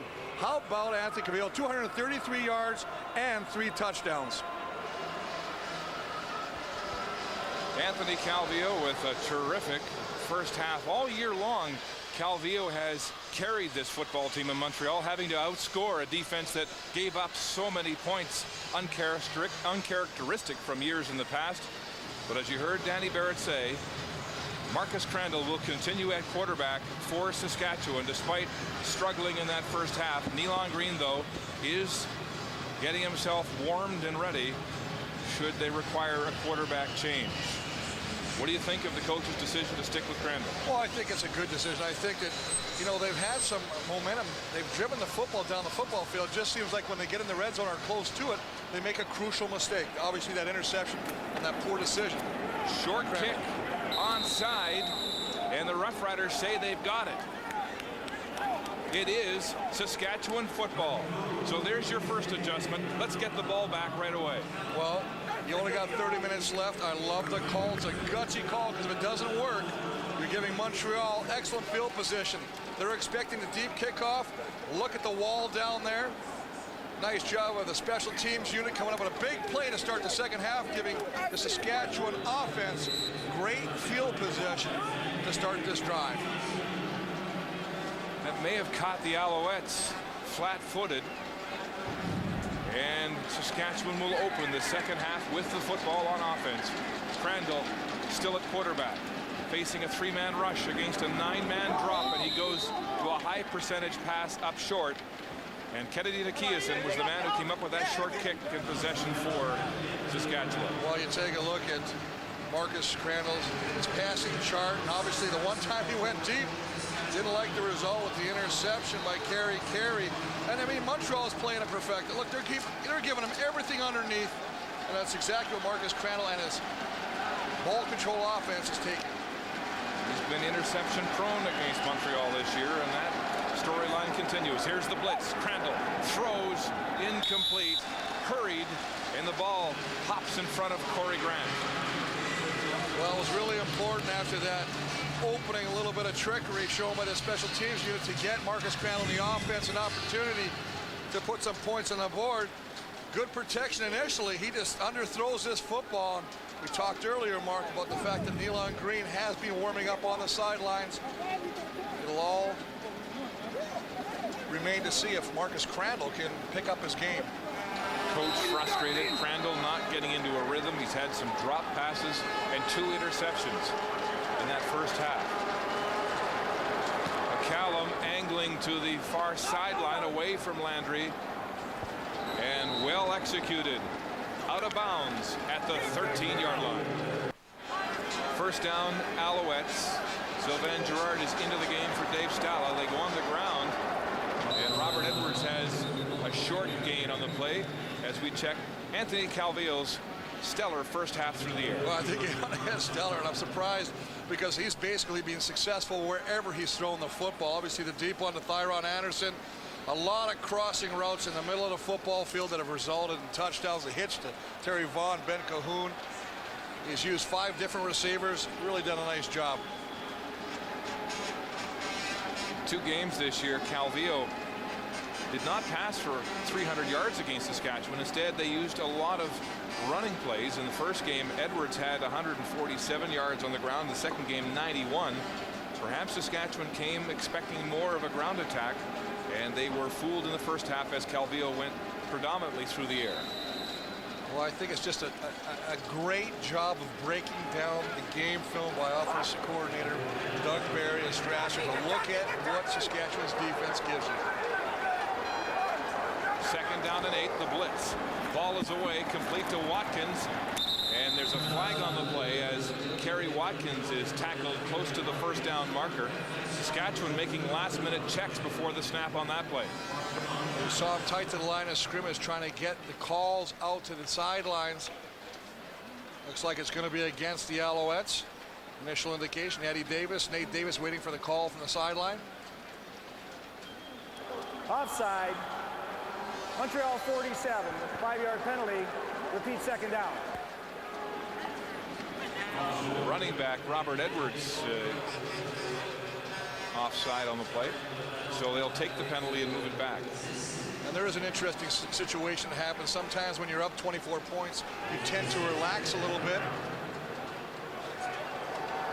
Running back Edwards now split way wide. Here comes the blitz. Calvillo throwing in that direction. It's complete. Thyron Anderson makes the catch in traffic, but it's short of a first down, and Montreal will have to punt.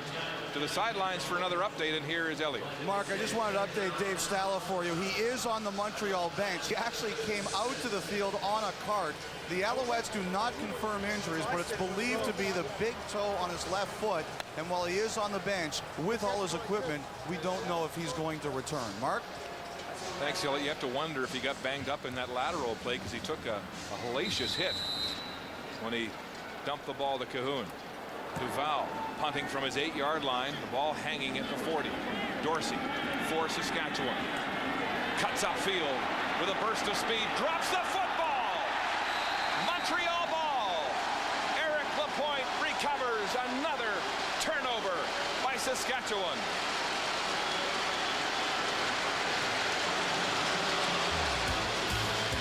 It gets worse for Saskatchewan in the second half. Matthew Prue, the East nominee for Rookie of the Year, with a big forced fumble on that return. Well, he's always around the football and doesn't get a lot of time to play with the defense. You got to make it on special teams, and Freeze right here.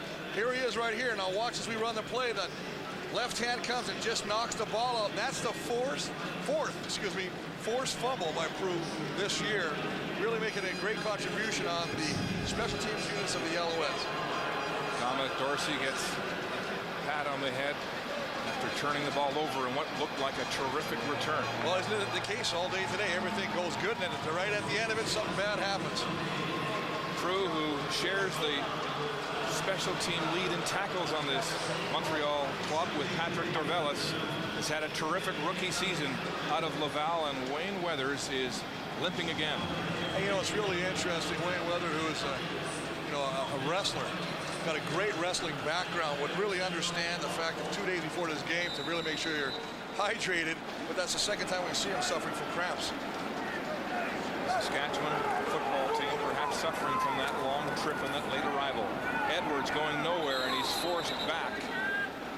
Mike McCullough in to finish off the tackle there for Saskatchewan.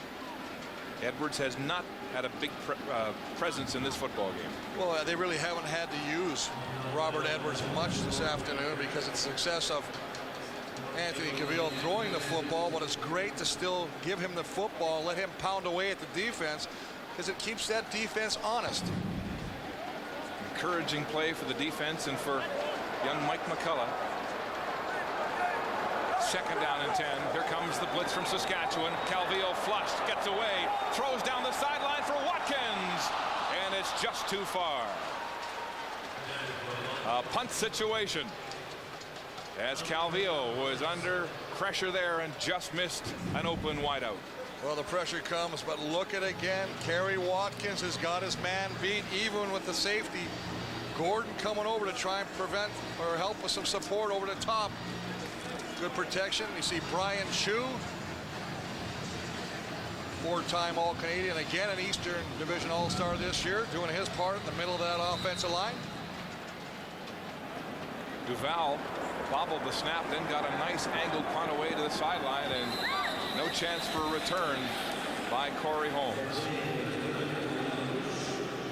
Well executed by the Montreal punter, and we want you to log on during this second half and let us know who you think is the warrior of the game. Man close to the big man's heart. Log on to cbc.ca/sports/football and let us know who you think played with heart. And right now it's a toss-up between someone on this offense like Anthony Calvillo or Ben Cahoon, the way he's taken a licking. I think Ben Cahoon really has played wonderfully today already. Strickland back from injury with an interception, calling the signals the quarterback of that Montreal defense. Crandall stays at quarterback, backing up, throwing to the wide side, wide open. It's Jason French, and looks like a first down indeed as they move the sticks. It's a nice job of buying some time for Marcus Crandall to sit back in that pocket and wait for Jason French working on the left side. Sideline breaks it off and comes back to the football. Just ahead of the first down marker, brought down, but not before he picks up a first down. Saskatchewan having to abandon that big running game because they're down so deep here in the second half. They need to go to the air and get points fast. Passing again, Crandall across the middle. Holmes has it, diving for the first down marker, and caught just shy at the 50. And it's interesting, Mark, because they're going to have to abandon their strength and win with their weakness. And their weakness is throwing the football. And they're going to have to pull this game out. They're going to have to do it through the air. So the Alouette defense has Saskatchewan exactly where it wants them.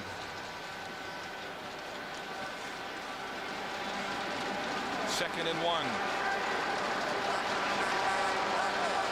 Quarterback sneak, Crandall, first down. His team normally excellent at protecting the football. Today turning it over with difficult consequences. Well, 2 interceptions and a fumble by Dominic Dorsey. The uncharacteristic penalty by Fred Perry on the special teams. And it's just costing them. I mean, we'll take a look at the turnovers. Marcus Crandall going deep early in the first quarter, trying to find Jason French. Richard Carey with the interception, and a bad throw into his zone coverage picked off by Tim Strickland. Killed a red zone chance.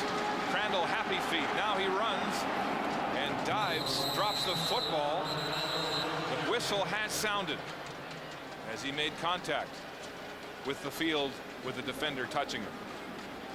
Well, he went down. He just tried to get up. But what he's trying to do is he's trying to get some momentum with this offense. He's trying to get in and out of the hump quicker. Right now, they're a stagnant bunch. He can't find anything again downfield. Forced to pull the ball down. Slides and at least picks up 7 yards. Second and a little more than 3 in the shotgun. 4-man rush. Crandall, time, but he bails and dives close to a first down. Crandall's getting time, but he's having a tough time finding receivers. Well, a group that has taken a lot of heat is the secondary of the Alouettes. They have said these guys can't cover one-on-one. They're not capable of covering receivers downfield. Right now, they're doing an excellent job of forcing Marcus Crandall to pull the ball down. Travis Moore is going to work across. They're running a crossing route with Thurman and Jason French. It doesn't look like it's all in sync right now. Third down gamble, and Crandall will have the sneak and a first down. You watched that last replay with Thurman and Moore crossing on the crossing route. They almost hesitated, like they were wondering if they're going to run into each other, which tells me that they're not at the right depth. One is usually shallower, one is a little deeper. Right now, they just seem to be having trouble getting in the right rhythm.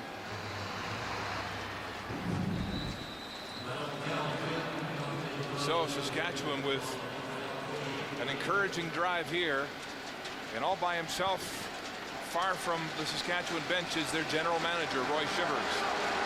Tough couple of weeks for Saskatchewan management after the Travis Smith story. Holmes across the middle, he makes the catch. Well shy of the first down. News a couple of weeks ago of the arrest of Travis Smith, the middle linebacker in Saskatchewan. RCMP saying he has HIV positive status, charged with aggravated sexual assault. It would have been enough to crush and destroy a football team on a 3-game losing streak. Shivers and Barrett got the win in BC last week. Came in here with some bounce. Now they're really in trouble. Moving the ball underneath. It's Richardson making the catch, and the whistle is sounded as he is stacked up. Garrison in on the play, and I don't think Richardson approved the way he was manhandled there after the whistle. Well, did just enough to pick up the first down. They're going to move the yardsticks, but Montreal's defense is doing a nice job of keeping everything in front of them. They're not getting beat deep. They're keeping everything beneath, and they're coming up and making the play, and it's going to take a long time. They're making the clock be the enemy, the Saskatchewan Roughriders. Blitz. Crandall rolling. He has some space. Now he throws. Travis Moore makes the catch. Malvo knocks him out of touch, and it looks like another first down as Crandall attacked the line of scrimmage. Well, he really did attack it, and I like this. I like when a quarterback gets outside. If you're not having success sitting in the pocket, maybe you got some vision problems because of the defense getting in your face, then get to the outside. Roll out by yourself. Yeah, you'll cut your field in half, but at least you have a better field of vision to throw the football. Ib Tunkara now into the game. Empty backfield. 6 receivers and a blitz from Montreal. Great hot read by Crandall to Thurman, and a reception near the 20. Reggie Durden in to make the tackle. Again, a short gain of about 7. Again, a short gain in front of the defenders. He sits down. Look at the zone coverage right there. Nice job of getting the ball to Thurman. He tries to go farther. Brought down by Durden. Picks up 6 yards. 2nd and 4. It's tough to come from behind when you're a short gain ball control offense. The Alouette defense knows it. They'll give them the short stuff all day. 2nd and 4. Crandall throwing complete to Holmes, and a first down as he took care of the football. Well, once again, an impressive drive by the Saskatchewan Roughrider offense. They have now got to capitalize, though. You have got to put a touchdown. I don't think you can be satisfied with 3 points here. You need to get 7. Last time they were in the red zone, they coughed up an interception. Crandall and Holmes desperate to get on the scoreboard here early in the second half. This is the 12th play of this Rider drive. 6 receivers, 4-man rush. Crandall pumps once. Now he throws to the end zone. Richardson, touchdown. Jamel Richardson with his first touchdown catch of the season, and he had to fight for the football.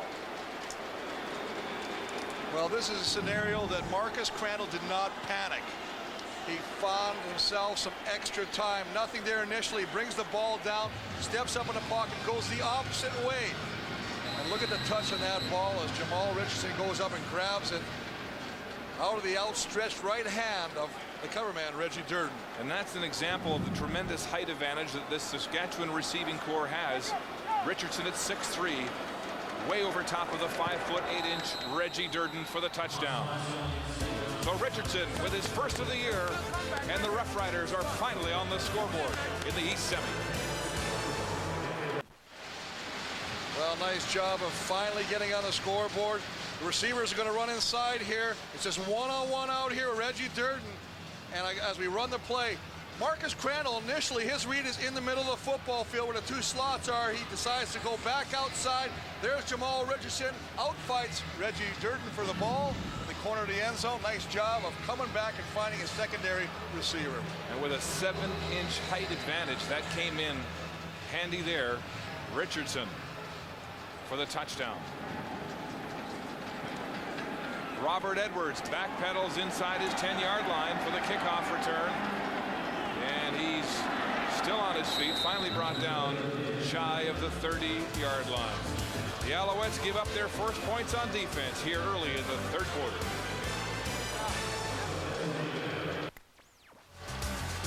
McMahon Stadium under a beautiful Alberta big sky, lying in wait for game 2 of our semifinal. It's the Scotiabank West Division semifinal coming right up.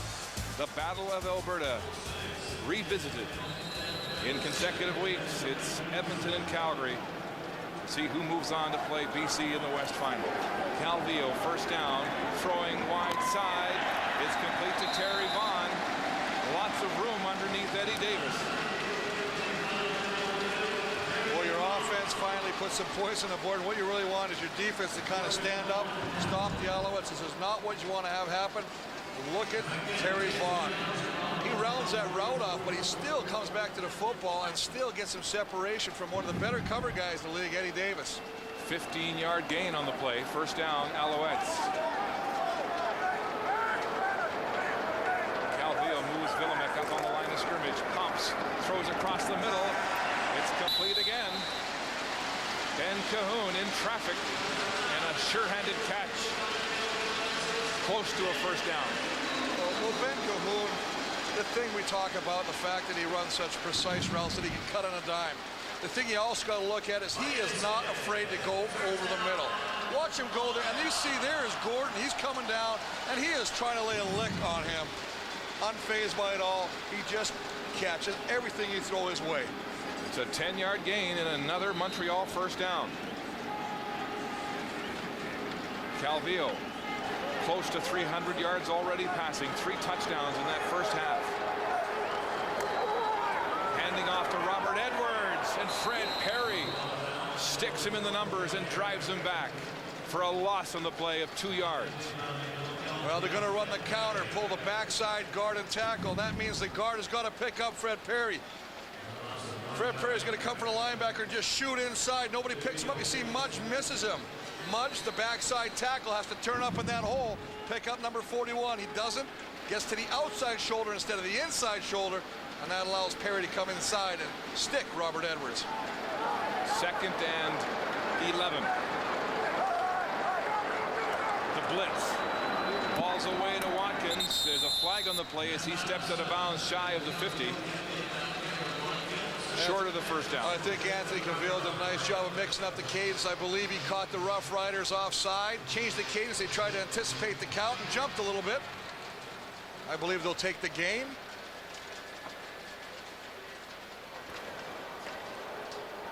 Offside, Saskatchewan 41, 5-yard penalty, repeat second down. After a great play, Fred Perry takes a penalty. Well, that's just a good job of Anthony Cavill changing the snap count. You see 41 on the top of your screen. He's used to maybe going off a 1 hut or 2 hut. All of a sudden he goes on a long snap count. He tries to anticipate, and he gets caught. Take a look at the receivers there, Mark. Thank you, Chris. Second down, 6. Calvillo throwing. It's complete. Ben Cahoon hurdles the tackle for a first down. 20-yard gain. I don't know what Ben Cahoon had for a pregame meal, but I tell you what, you better get the rights to it because he's going to pass it to this entire team. He is a one-man wrecking show right now. Look at him get away from Eddie Davis. Not the greatest of verticals, but does the job.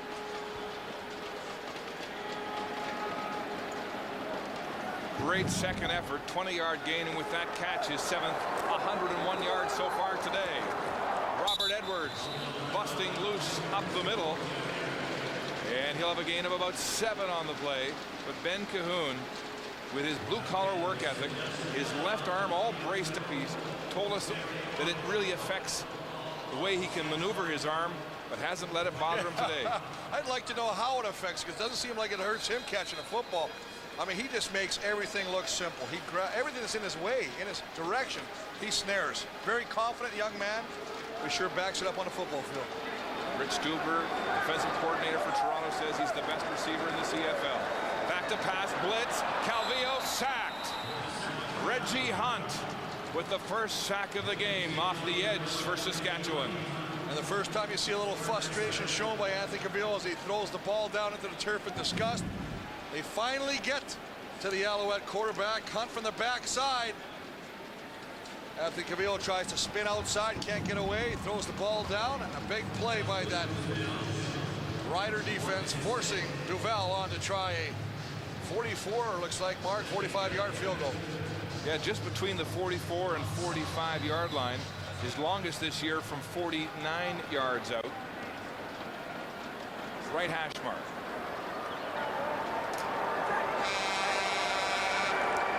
Duval strikes the football. It's good.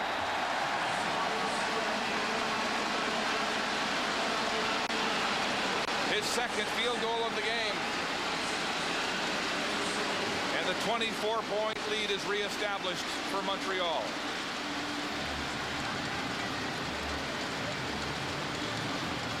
An appreciative crowd here at the Big O as we remind you once again to cast your ballot for Warrior of the Game. And right now, I think Ben Cahoon has it all locked up. Terrific day, over 100 yards receiving and a touchdown. Log on to cbc.ca/sports/football and let us know. He's had a great game. Anthony Cavill has a great game. And I tell you what, it all comes to play because of one group of guys. And you got to give him credit. That offensive line's done a nice job of allowing Anthony Cavill the time to deliver the football. This offense has been terrific all year. Calvillo over 5,000 yards for the 4th straight year passing. An offense that has really had to make up for a porous defense all season. Not the case today, as the defense has risen to the occasion in Montreal amid all kinds of questions. And it's really interesting. Every time that Anthony goes off onto the bench, there's Doug Barry sitting there looking at their charts, going over the plays. Even if they are successful, they want to go over everything. They're so well prepared. Terrific week of practice indoors. And they have command of this football game. Val kicks it off. And it's Holmes at his 9-yard line. Corey Holmes up the middle and hit by the first man downfield.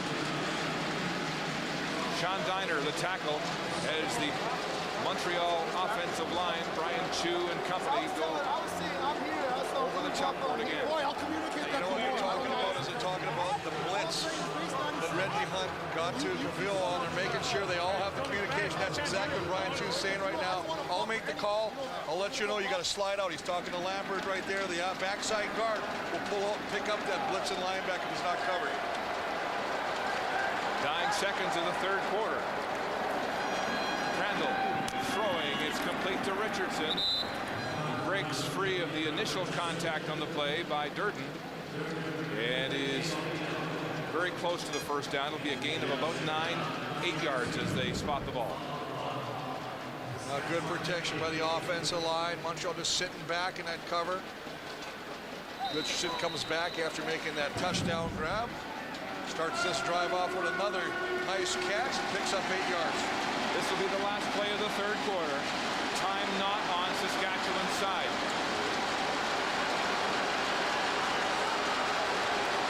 Handoff.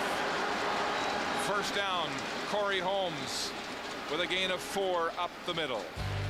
That's the end of the third quarter, and Saskatchewan down.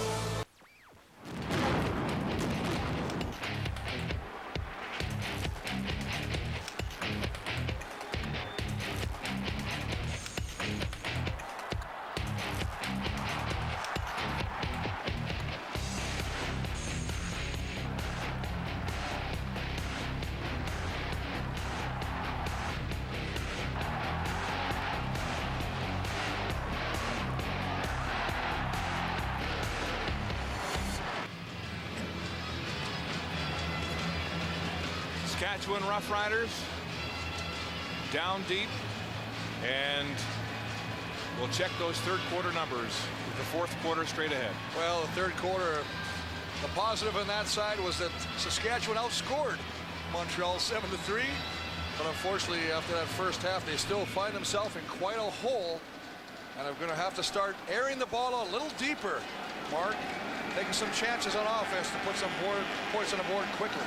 Their first possession since that 12-play drive that ended in a touchdown to Richardson, and they continue on that connection to Jason French with that short passing game. Well, you got to remember one thing that happens here is if you're a team that has lived the whole year on the short passing game, on a ball control offense where you run the football, the thing that does hurt you is when you get into a game and you're behind this many points, you have to change your offensive style, and now you have to try and go deeper where you're not used to doing.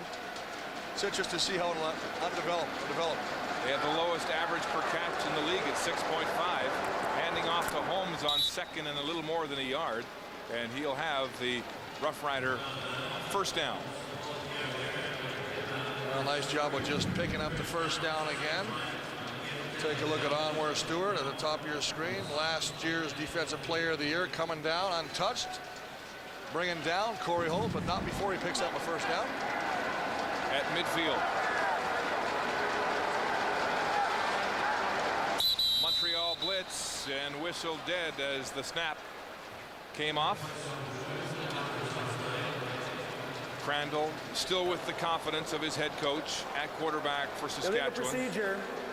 Saskatchewan 69 and 54, 5-yard penalty. Still first down. And Mark, the penalty is a result of O'Day signaling to the outside receiver in the slot to come down because, as you say, they were bringing the blitz. And as he was doing the signal, one of the linemen beside him jumped offside. First down repeated, 15 yards to go, Saskatchewan. Montreal blitzing again. Crandall throwing in traffic. It's complete to Jason French at the 50 for a gain of about 10.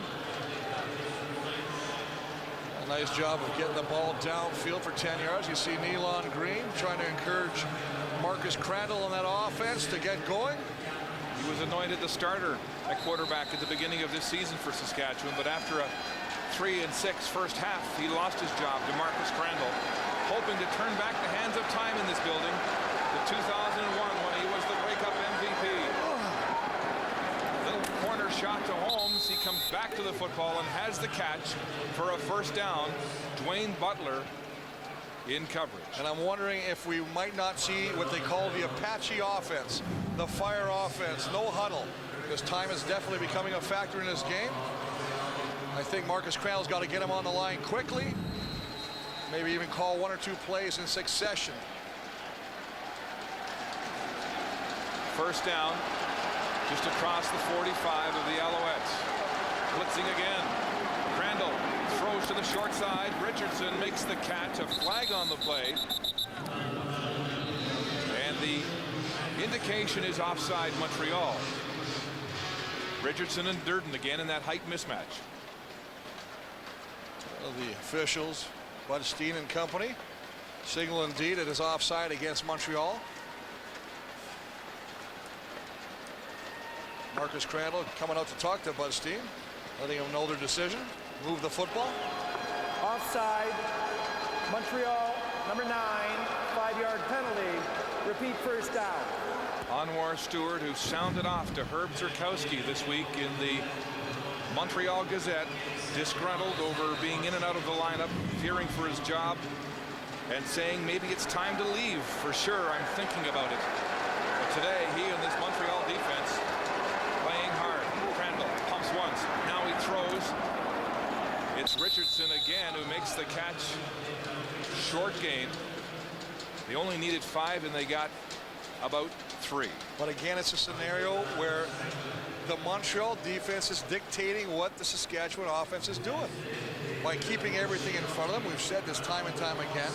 Marcus Crandall looks downfield. There's nothing deep, so he's forced to go underneath and pick it up in small chunks, and it just uses so much of the clock. This will be the 8th play of this drive. The last touchdown drive took 12 plays. Chris Zarka on short yardage, and I don't know if he has it. It's going to be very, very close as he tries to go off and pick up the first down off the right side behind Green and Mikowski. Depend on the marking.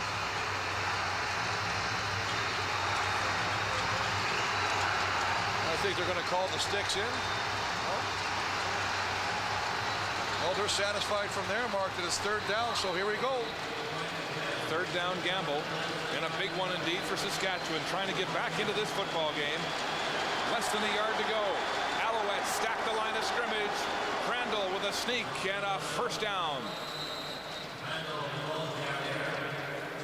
Nothing fancy, just tuck your head, get low, and drive the legs behind that big offensive line, going to the right side behind O'Day and Andrew Green. Picks up what he needs for the first down. Fresh set of downs.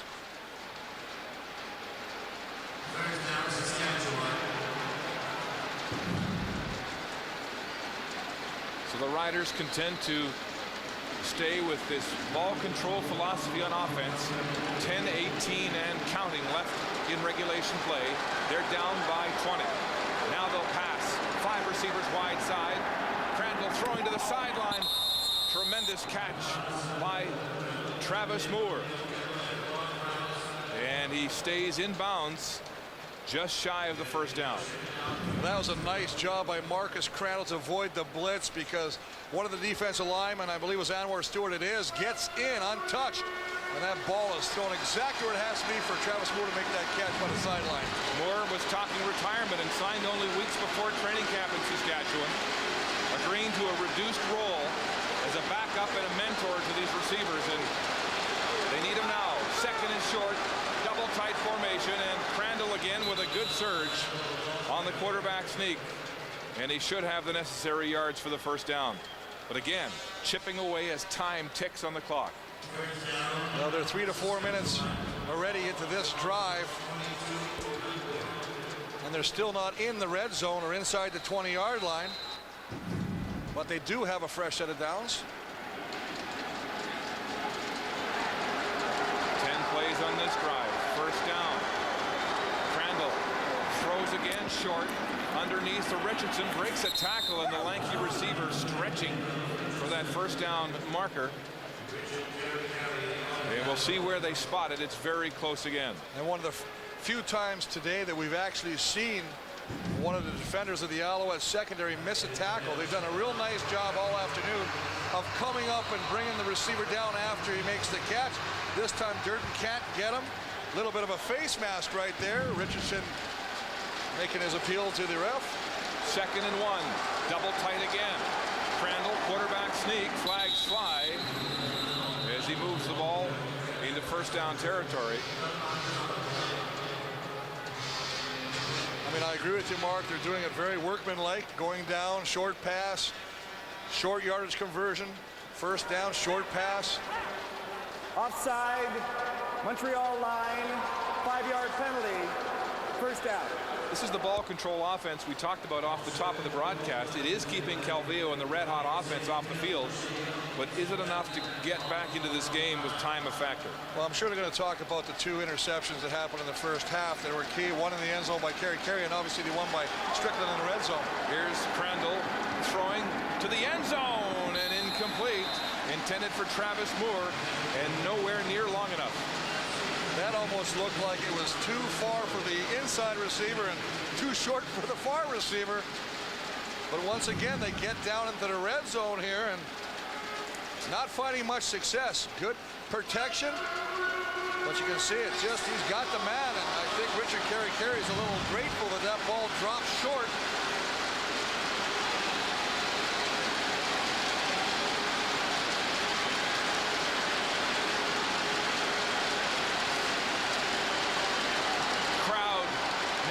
Turning up the volume on Crandall. Here comes the blitz. They bring the house. Pass to the end zone. Touchdown. Jason French. Back-to-back offensive series. Back-to-back touchdowns for Saskatchewan. And we talked about it, Marcus Crandall has engineered another good offensive series, taking him down the length of the football field. Finishing off with a 9-yard touchdown pass to Jason French underneath the goalpost. But those turnovers in the first half, and obviously the Dominic Dorsey fumbled on the punt return, these are going to come back to haunt them. Jason French's 4th touchdown catch of the year, 3 during the regular season. His first here today. Paul McCallum with the convert. And so Marcus Crandall engineers 2 touchdowns in a row. Saskatchewan offense huddled at the bench after a 9-yard touchdown pass from Crandall to French. Well, it all starts with the blitz, and initially it starts with Jeremiah Garrison, the middle linebacker, is going to come and blitz. But as we open up the screen a little bigger, look it out here. There's 2 more blitzers on the outside. That means you got man coverage. Tim Strickland slides out to try and cover Jason French, and he just can't get it done as he slants underneath the goalpost. Nice job of recognizing the coverage and adjusting by Jason French. Alouettes have their hands team, but won't need it here as McCallum kicks it deep to Ezra Landry, and he does a flip on the tackle there. Crandall, though, reason to smile. Hope on the Saskatchewan bench.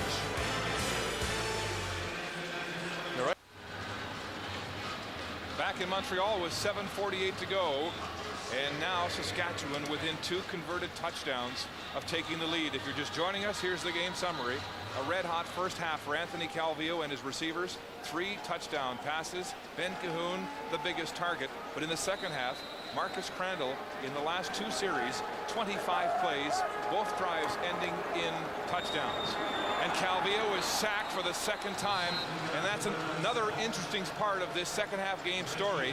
The Alouettes have had the ball on offense just once prior to this series in the 4th quarter. Their last 2 of their last 3 drives ended in 2 and outs. But initially, and here's Reggie Hunt on the outside again. He gets blocked by Edwards. He just runs around the block and brings down Calvillo. The big thing is in the first half, Anthony recognized the blitz and got rid of the ball quickly. This time he's holding on to the football, and the blitz is getting to him. That's the 2nd time as you see him sacked. Richie Hall.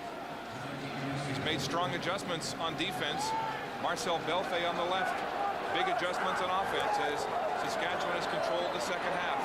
Calvillo knocked down, and a pass that was dangerously close to being picked by David Bush, intended for Terry Vaughn. So 2 and out again for the Montreal offense. Well, 4 times they've had the ball in the second half. And as you've said, only 1 of those 4 times have they had more than 2 plays in offensive sequence. So that's really a good job of adjustment by the secondary. But you wonder, is it too little too late? But I think, you know one thing, Mark, I've played in this game. You've watched this game a lot. Lots of time in the Canadian Football League with 6:56 left and ticking. And field position now favoring Saskatchewan as they stuff Montreal deep. Duval, a nice deep punt right down the middle of the field to Corey Holmes at his 32. Holmes outside and caught from behind by Patrick Dorvelis. Good cover on the punt. Saskatchewan back on offense when we return to the Big O.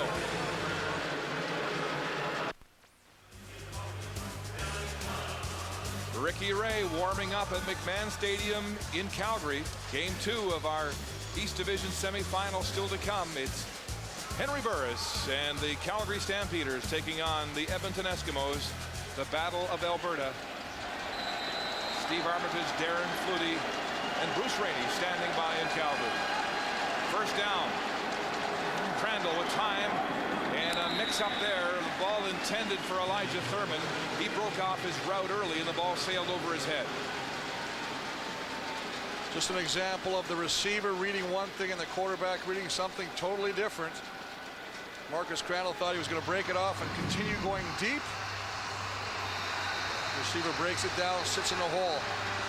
Good pressure again by Ed Fillion up the middle. He loves to mix it up. Look at these numbers in the second half. 17 of 20 for Crandall. Montreal blitzing again.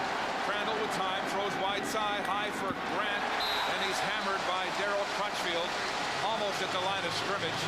That's not going to get it done. Well, no, you know, after having two really nice drives where they put the ball more north-south, picking up 7-8 yards, putting himself in a second and short situation, they come in a second and 10 situation and run a flat route out to the sideline. Long throw. The most you can pick up is 3 or 4 yards unless he breaks the tackle. But because he throws it high, Grant has to leave his feet to make the catch, and as a result, the defender can bring him down and brings on McKellen to punt. Timeout, Montreal. The Alouettes call a timeout, making sure everybody on this cover team is aware of a possible fake. Don Matthews, who is a genius when it comes to special teams trickery, is aware of everything here. Well, he also remembers that Saskatchewan opened up the second half with the trick play and the onside kick that they successfully recovered. That's the way Saskatchewan opened the second half.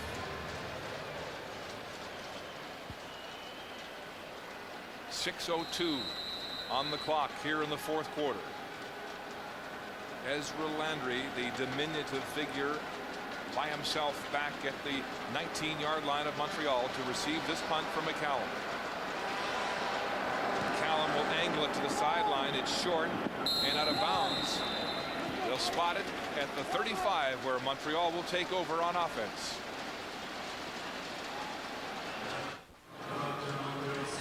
Chris, that was only a 27-yard punt, and it gives Montreal terrific field position at the 36. Well, it wasn't one of McCallum's better punts. He tried to pin him in the corner, but as he attempted to kick it out of sideline, he actually shanked it a little bit.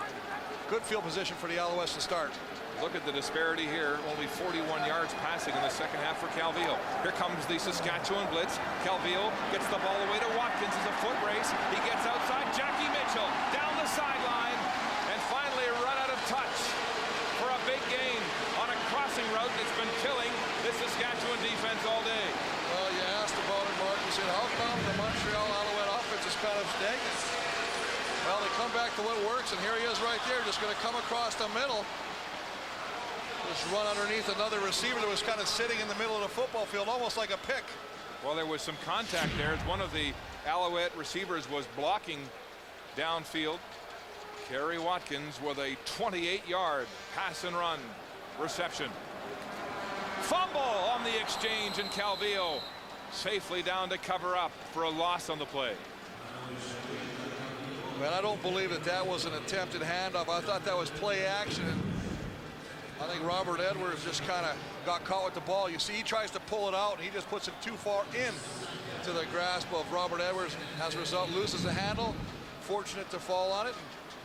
Second and long, but it's at least you retain possession of the ball. Loss of 5, second and 15 for the Alouettes. Calvillo now 302 yards passing after that connection with Kerry Watkins.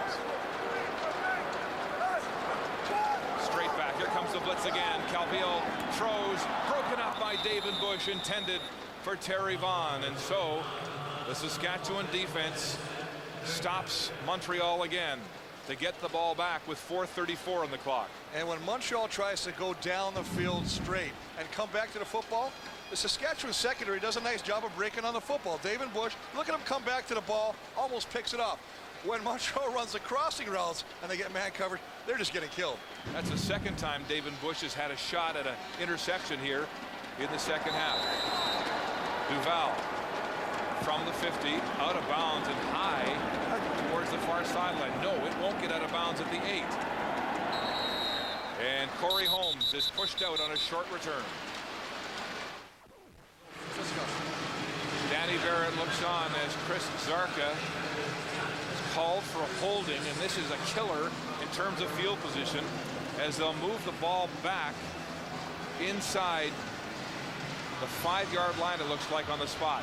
Well, on the kick by Duval, when Holmes ran out of bounds up the field, Chris Zarka was involved with one of the downfield Montreal cover men. Riders have left it late, spotting Montreal 24 unanswered points in the first half. In the end zone, French makes the tackle and Malvo lowers the boom. A short catch as Crandall stays with the short game. Well, this is what you call hanging your receiver out to dry. You're pinning his hands up on the clothesline and letting someone take a run at him. He just can't find him. As he leaves his feet, you can see Malvo. He's got him lined up 5 yards, licking his chops, saying, oh, I tell you, this is what I dream of. 5-yard gain, 2nd and 5 from the 9. Barrett looking on nose. Time is not on his side. 3:30 and counting. The crowd really turning up the volume. Montreal showing blitz, and they bring it. Crandall with time, fires, and complete to Jason French. Take a little of the steam out of this building. Well, Jason French with another great catch over the middle. But that offensive line doing exactly what it has to do, picking up the blitz, staying inside. Travis Moore, number 83, comes inside for the slot back and picks up the defensive back on the blitz.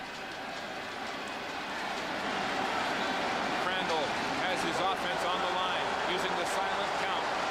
6 receivers set. Now he looks deep. Lots of time. Rolling. Throwing downfield. Wide open. Travis Moore for a first down across the 40. 2:40 on the clock. The timeout on the field.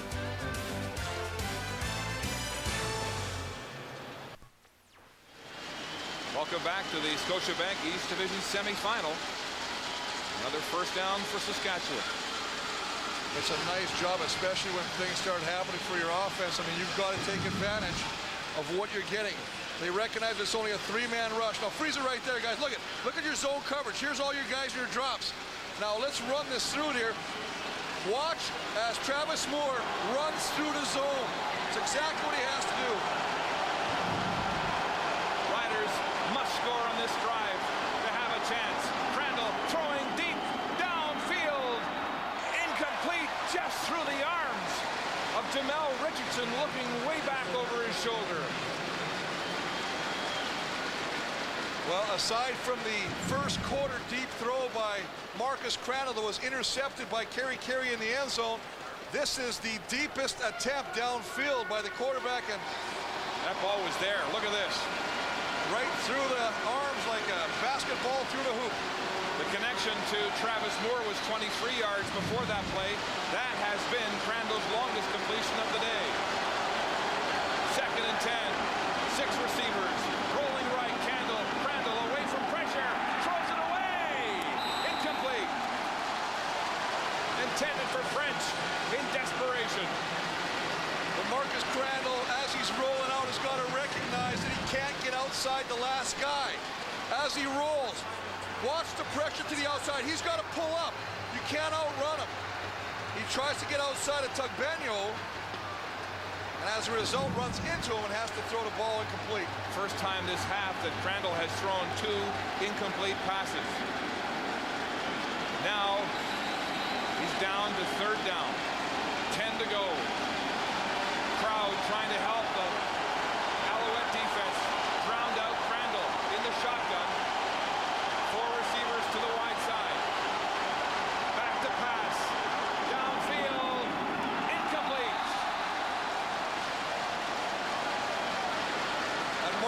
just a complete mix-up by the receivers as both Thurman and I believe French were in the same area. There was a zone coverage. Instead of running through the zone like Travis Moore did successfully before, they both end up on the right side of the football field. Take a look at that, guys, right there. There's two guys around the ball. Kelly Melville drops a sure interception. Why didn't Thurman go up for that ball? Looked like he could have. I think it was a question mark where Thurman looked and saw the other receiver in the same area and said, you know what, I think it's your ball. And that's what we're talking about. Never should you have two receivers in the same part of the football field. The Alouettes not committing a turnover in this football game as the fans begin to sing their traditional chant song here. Sensing victory with 2:12 to go, and Edwards on the ground to try to eat up the clock. How about your Gillette game notes? Well, for offensively, I was talking about O'Day, and that's Jeremy O'Day and that offensive line. Hey, only 78 yards rushing. They average usually 135 in the season, but getting behind so quickly, they had to abandon their force, their power, the running game. On defense, it's there. They really felt they matched up against the Alouette receivers, but boy, Cavill, 302 passing yards. Majority of that, though, in the first half. Second down, 5. On the ground again, Edwards fighting hard for the first down and reaching close to the first down marker. Now, the Montreal Gillette game notes. Well, these are ones where I say balance will prevent the fall. I mean, you got to run the football and pass the ball. And if you do that, you usually have success. A lot more predominant with the pass, but 11 rushes just to keep that defense honest. And on defense, we talked about vanilla or spice. Would you stay with the standard 4-3, or would you start coming after them a little bit more pressure? They did a good job of mixing it up. Results, 2 interceptions. Yes, Crandall had lots of time in this football game. Not sacked at all, but had difficulty trying to solve some of the zone looks he saw from the Montreal defense. And then Marcus Crandall, and he'll admit it to you, the pressure he is, really had, the one he wants to bring back is when they were in the red zone, and he threw it to zone coverage on the interception by Tim Strickland. That was the one that really, I think, hurt him in this football game. 1:46 to go, and the Saskatchewan team looking deflated on their bench. Down 24-0 at the half. In a season that held so much promise, with their general manager, Roy Shivers, saying, we're going to go 12-6 this year. And a lot of questions about the future of that organization. Danny Barrett, will he be back? He's got a new contract. Controversy over Travis Smith and the way they handled it. Unfulfilled expectations on the football field. Well, after the last 2 years going to the West Final, coming away unsuccessful, they really had better visions of where they would end up this year. They were picked as a preseason favorite for the Grey Cup. Timeout, Saskatchewan. Saskatchewan calls a timeout as the Owls break the huddle. I think, though, that Barrett has done a good job steadying this football team in the last couple of weeks. Well, I'll tell you, I really think, I agree with you, Mark. He's shown his mettle, and that means, you know, all the stuff that's happened, all the distractions that have happened to this football club, he's had to focus them. They came out with a great effort against BC. Won that football game when everybody would have thought they were just going to mail the points in, because they already knew they were going in the crossover situation.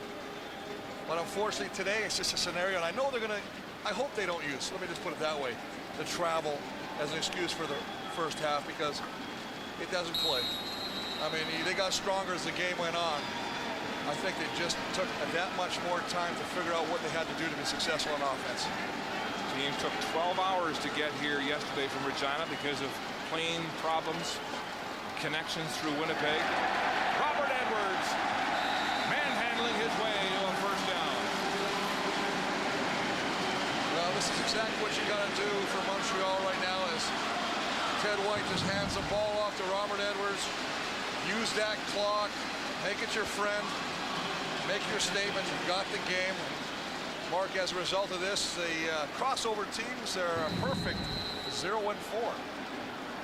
How about the Alouettes? They came in with such a terrific game plan on offense. The defense, which has been maligned this year, taking care of this Saskatchewan offense. And now they get set to renew their rivalry in the East with the Toronto Argonauts. Staying on the ground, Calvillo does, to try to run down this puck with 1:17 to go in regulation. So the Alouettes, many questioning whether their defense could put it together, starting with that blitz-type pressure in the beginning of the season, going to a conventional defense, now coming back to more of a pressure defense with new faces like Ricky Bell. I think Ricky Bell's been a huge acquisition for them. The fact they call him a shutdown defender. He usually tries to take your best receiver out of the football game. He did a good job today. Second down and 8, Montreal. Calvillo staying on the ground, and there won't be enough there for Robert Edwards. 58 seconds to go in the game, and the Alouettes getting set to renew their matchup with the Argonauts, and this is how they fared head-to-head this year. Argos winning the season series 2-1 with a crushing victory here at the Big O, 49-23. Anthony Calvillo said after that game, it felt like our season was over because their chances of finishing first were, for all intents and purposes, ended. Well, that was the game also. The big thing was the matchup of the two most outstanding player candidates, Anthony Calvillo and Damon Allen. And Damon Allen really shone that day, and Anthony Calvillo really struggled. Toronto defense came after him often and early, threw 3 interceptions, very uncharacteristic, and they laid a pounding on him. Duval from the 30. He's been perfect here today.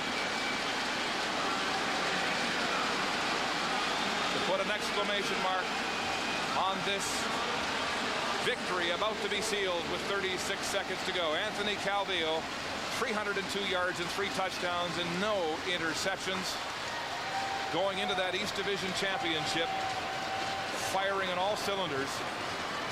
And remember that against the Argos the last time, they didn't have on defense Strickland, and they were caught in a lot of bad defenses that couldn't audible out because Strickland was their check man. They got him back. Well, Timothy Strickland absolutely makes all the adjustment calls depending on the offensive formations. And saying goodbye to Saskatchewan as Krangle goes deep down the far sideline. Corey Grant makes the catch for a first down. How does Saskatchewan pick up the pieces at the end of this season with their middle linebacker facing trial on aggravated sexual assault, and many fans asking questions, what happened to a year in which they were picked to be a Grey Cup favorite at the beginning? That's the statement they will all evaluate out, and I said this before, after going to the West Final 2 years in a row, now to come here in the East crossover as a 9-9 team and lose, very, very interesting, the discussion that will take place in the future. Crandall under pressure, now he steps up and throws deep downfield and out of bounds. There was not a Saskatchewan receiver within 20 yards of that pass. Ben Cahoon really lit the fuse on this Montreal offense in the first half. Over 100 yards receiving and a touchdown and a hard-nosed game. Well, you know what? It wasn't so much that he had the 100 yards. It's how he got the 100 yards. It's the way he avoided tacklers. It's the way he ran through tacklers. It was the inspiration that he provided to the rest of his teammates, and they all fed off him.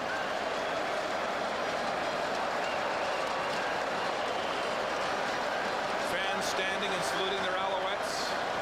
Crandall throws another deep ball in coverage, and it's intercepted.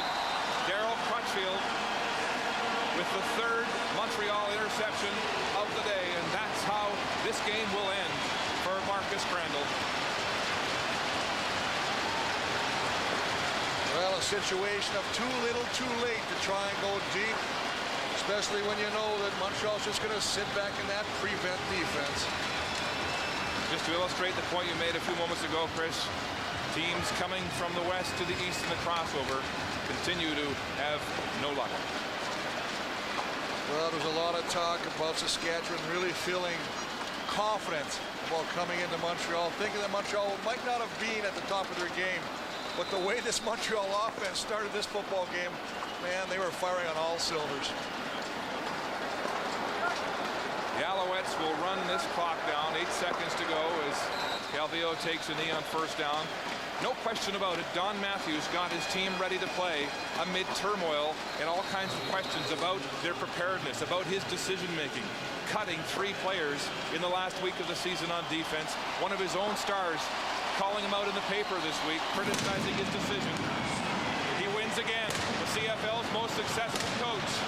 is going to the East Division Championship to take on the rival Toronto Argonauts with a convincing 30-14 victory here this afternoon over Saskatchewan. The Alouettes building a 24-0 lead at halftime. Too much for the Roughriders to come back from. And the second guessing has stopped in Montreal. Let's go to the sidelines. And here's Elliott. Thank you, Mark. You got the game ball. Any particular reason for this one, Anthony? I'm going to give it to my baby daughter. Oh, okay. Well, certainly deserving. You know, in that first half, could you have had a more perfect first half in terms of your play calling? I mean, you were unbelievable in the first half. Well, we were executing on offense. O-line was giving the protection. Receivers getting open. All I had to do was put the ball in the receiver's hands. But we had a good game plan coming into this game, and it definitely worked for us. What did you see against them that you could exploit? Well, we found a lot of our under routes, a lot of our we call it rub routes. We're going to work against them with a lot of man-to-man coverage that they played, and it worked for us. You know, you said this week that Robert Edwards made the biggest difference in the offense. You didn't need to use him a lot. Was that planned, or was that just the way it worked out? That's the way it worked out. They were pretty much instructed to stop the run game, and they were doing a good job of it by making me pull a lot of times. And, you know, but that just opened up more of the pass plays. When they're going to do that, they have to play a lot of man-to-man coverage behind that, and that's what happened. Toronto, one more time. Yep, but this time we're out there. So I know they had a nice week off, but it's time to get back to work, and I look forward to stepping on the field on Sunday. Thank you, Anthony. Thank you. Mark? Thank you, Elliott. Anthony Calvillo, Damon Allen, rivals for most outstanding player, will meet again in the East Division Championship to see who goes to the Grey Cup after a commanding victory here today in the semifinal.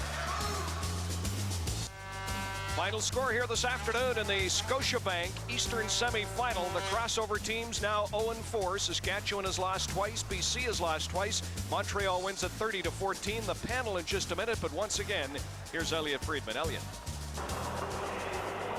Thank you, Brian. Danny, you can see the disappointment on the player's face, your face. It can't be easy to come here, feel you have a chance to win, and see really it go away in the first half like that. Well, you're exactly right. You know, you can't spot a good team like this that many points in the first half. We made some great adjustments at the half. We protected the football, put it in the end zone. But the 2 turnovers in the first half really is the deciding factor at the end of the day. You know, in the second half, your offense was moving really well. It just took up so much of the clock. Could you open it up? Did you try to open it up any sooner? Well, we did. You know, they did a good job at sitting back, you know, as far as making the adjustments and giving us the underneath stuff. But again, we moved the ball in the first half. We put the ball in the scoring zone the first 2 possessions, but we turned the ball over. And you can't afford to do that on the road against a good football team. It's a tough question to have to face. But all lead up in this week, there was a feeling of Saskatchewan lost, your job security might be an issue. Do you worry about it at all? Excuse me. I can't. Well, I'm going to choke on my gum. I can't worry about that because I don't have any control over that. I can only control what the players do on the field. You know, that's up to the management to make that decision. You know, I got 40 guys in that locker room, 20 guys back at home that believe in me, so they got to make a decision. Classy for you to do this, Danny. Thank you. Thank you very much. Brian? Thank you, Elliott. Time for the Warrior of the Game, brought to you by the How-To people at Rona. Who else but Ben, as the PA announcer says in Montreal, Cahoon, with 7 catches, 101 yards and a touchdown. Anthony Calvillo was near perfect. Ben Cahoon, the Canadian receiver, what an afternoon. He is the Rona Warrior of the Game. Warrior of the Game, brought to you by Rona, the How-To people, proudly Canadian. Well, fellas, here in Montreal, the talk of the demise of one Don Matthews, I think, has been greatly over-exaggerated. Matthews should be back. A big afternoon here today. We'll talk about Montreal in just a minute, but because we just heard from Danny Barrett, do you think Barrett should be back in Saskatchewan? Oh, I believe he should. Like he said, he's got 40 guys in that locker room and 20 guys back home that believe in him. And I think he really, like you said, I can't control it. It's up to what management wants to do. But those 60 guys believe in what Danny Barrett is doing. Well, he's got another year on his contract, and like I said at the beginning of the show, Roy Shivers and Danny Barrett have brought respectability back to that organization. At one time, you know, they were just happy to be able to make the playoffs. Now they expect to win a Grey Cup. That's completely different. You know, no, there's no question, Greg. They have changed the mindset in Saskatchewan where the expectations are high. I think Danny Barrett showed his class there at the end, being available. I would love to see him get another year and get a chance to address the most important position on the field, quarterback. That was the difference today. If Saskatchewan's going to take that next step, Brian, they have to get a quarterback that they can win because of, not just a couple guys that they can win with when they're on their game. Let's talk about the Montreal Alouettes. As I say, talk of Matthews' demise greatly exaggerated. To me, and I don't know if you guys would agree, the key play, and Matthews took such criticism for tinkering with his defense. The key play was a defensive play, and take us through it, Greg, that interception by Tim Strickland late in the first half. Well, Danny Barrett there saying they did get into the score zone, but they weren't able to capitalize. Timothy Strickland, who has been out for 2 games. Now, he makes all of the checks for their defense. He is a huge addition for the Montreal Alouettes, being able to come back in. But it's very difficult for Marcel Belfait, the offensive coordinator, to come up with an offensive game plan against this Montreal defense because of all of these changes. He really didn't know what to expect, and they needed to make adjustments, like Danny said as well, at halftime and come out, and they had a better second half, but you know, it is too little too late. Well, Greg, I think Montreal's now settled on the philosophy and also from a personnel standpoint. You know, a few weeks ago they went big. Obviously that didn't work up front. Going with the smaller guys, they're more athletic. Saskatchewan likes to stretch the field horizontally with the run. They were much more athletic with Strickland and Butler in the lineup. Again, hey, he who laughs last laughs loudest, and Don Matthews is smiling and laughing right now. All right, is Don Matthews going to be smiling a week from now, or is it Michael Clemens in Toronto? Danny, you've played against both these teams. How does Montreal match up? You know, they were not impressive here 3-4 weeks ago in losing the battle for first place. How do they match up now? I think they match up very well. What they have to do is go back to what they did the first time they went to Toronto. Run the football. I mean, Toronto's going to get you, let you run the football. Then they're going to say you're not going to be patient enough. You're going to try to throw the football, and that's where we're going to capitalize. Montreal, stay to your game plan, get Edwards involved. You have a chance to win that ball game. Well, Don Matthews perfectly executed strategy going into a playoff game because he didn't show anything for the last 2 weeks of the regular season, and there was a huge loss for them and for the fans here in Montreal to lose against Toronto, but they didn't show anything for them. Now, with the type of creativity that they showed in the first half, that Toronto, Rich Stubler has got his work cut out for him in Toronto because they have got a lot of work to do. The creativity was amazing for that Montreal offense. Yeah, Montreal certainly is coming into that game with a lot of confidence. I think that Toronto is overall the best team in the league right now if you take all 3 areas of the game into consideration: offense, defense, and special teams. But when you have that bye week, you rested a lot of guys the week before, it's easy to lose your momentum. So I think it's dangerous for Toronto next week. I do think what Danny said is very important. Come out and run the ball if you're Montreal. It amazes me, Brian, how many teams will run the ball between the 30s on Toronto, and then they start throwing the ball. That's Rich Stubler's philosophy. He doesn't believe people will be patient enough to stick with the run. Montreal and Toronto in the Eastern Final next Sunday. Let's give you a shot right now, a live shot of McMahon Stadium in Calgary. Looks like a gorgeous afternoon in southern Alberta, a little on the cool side, but winds are not a problem. Clear, bright skies coming up. The Battle of Alberta, the Calgary Stampeders and the Edmonton Eskimos. The story going into this game, the quarterbacks. Can Henry Burris be strong 2 weeks in a row? He's had the flu this week. Ricky Ray with 1 touchdown pass in his last 5 games. Let's begin with the quarterback.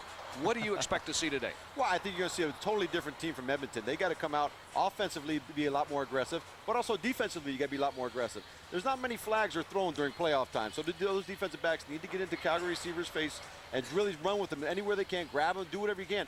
Don't let them have the game like they had last week. Well, there's a couple missed opportunities for Edmonton offensively.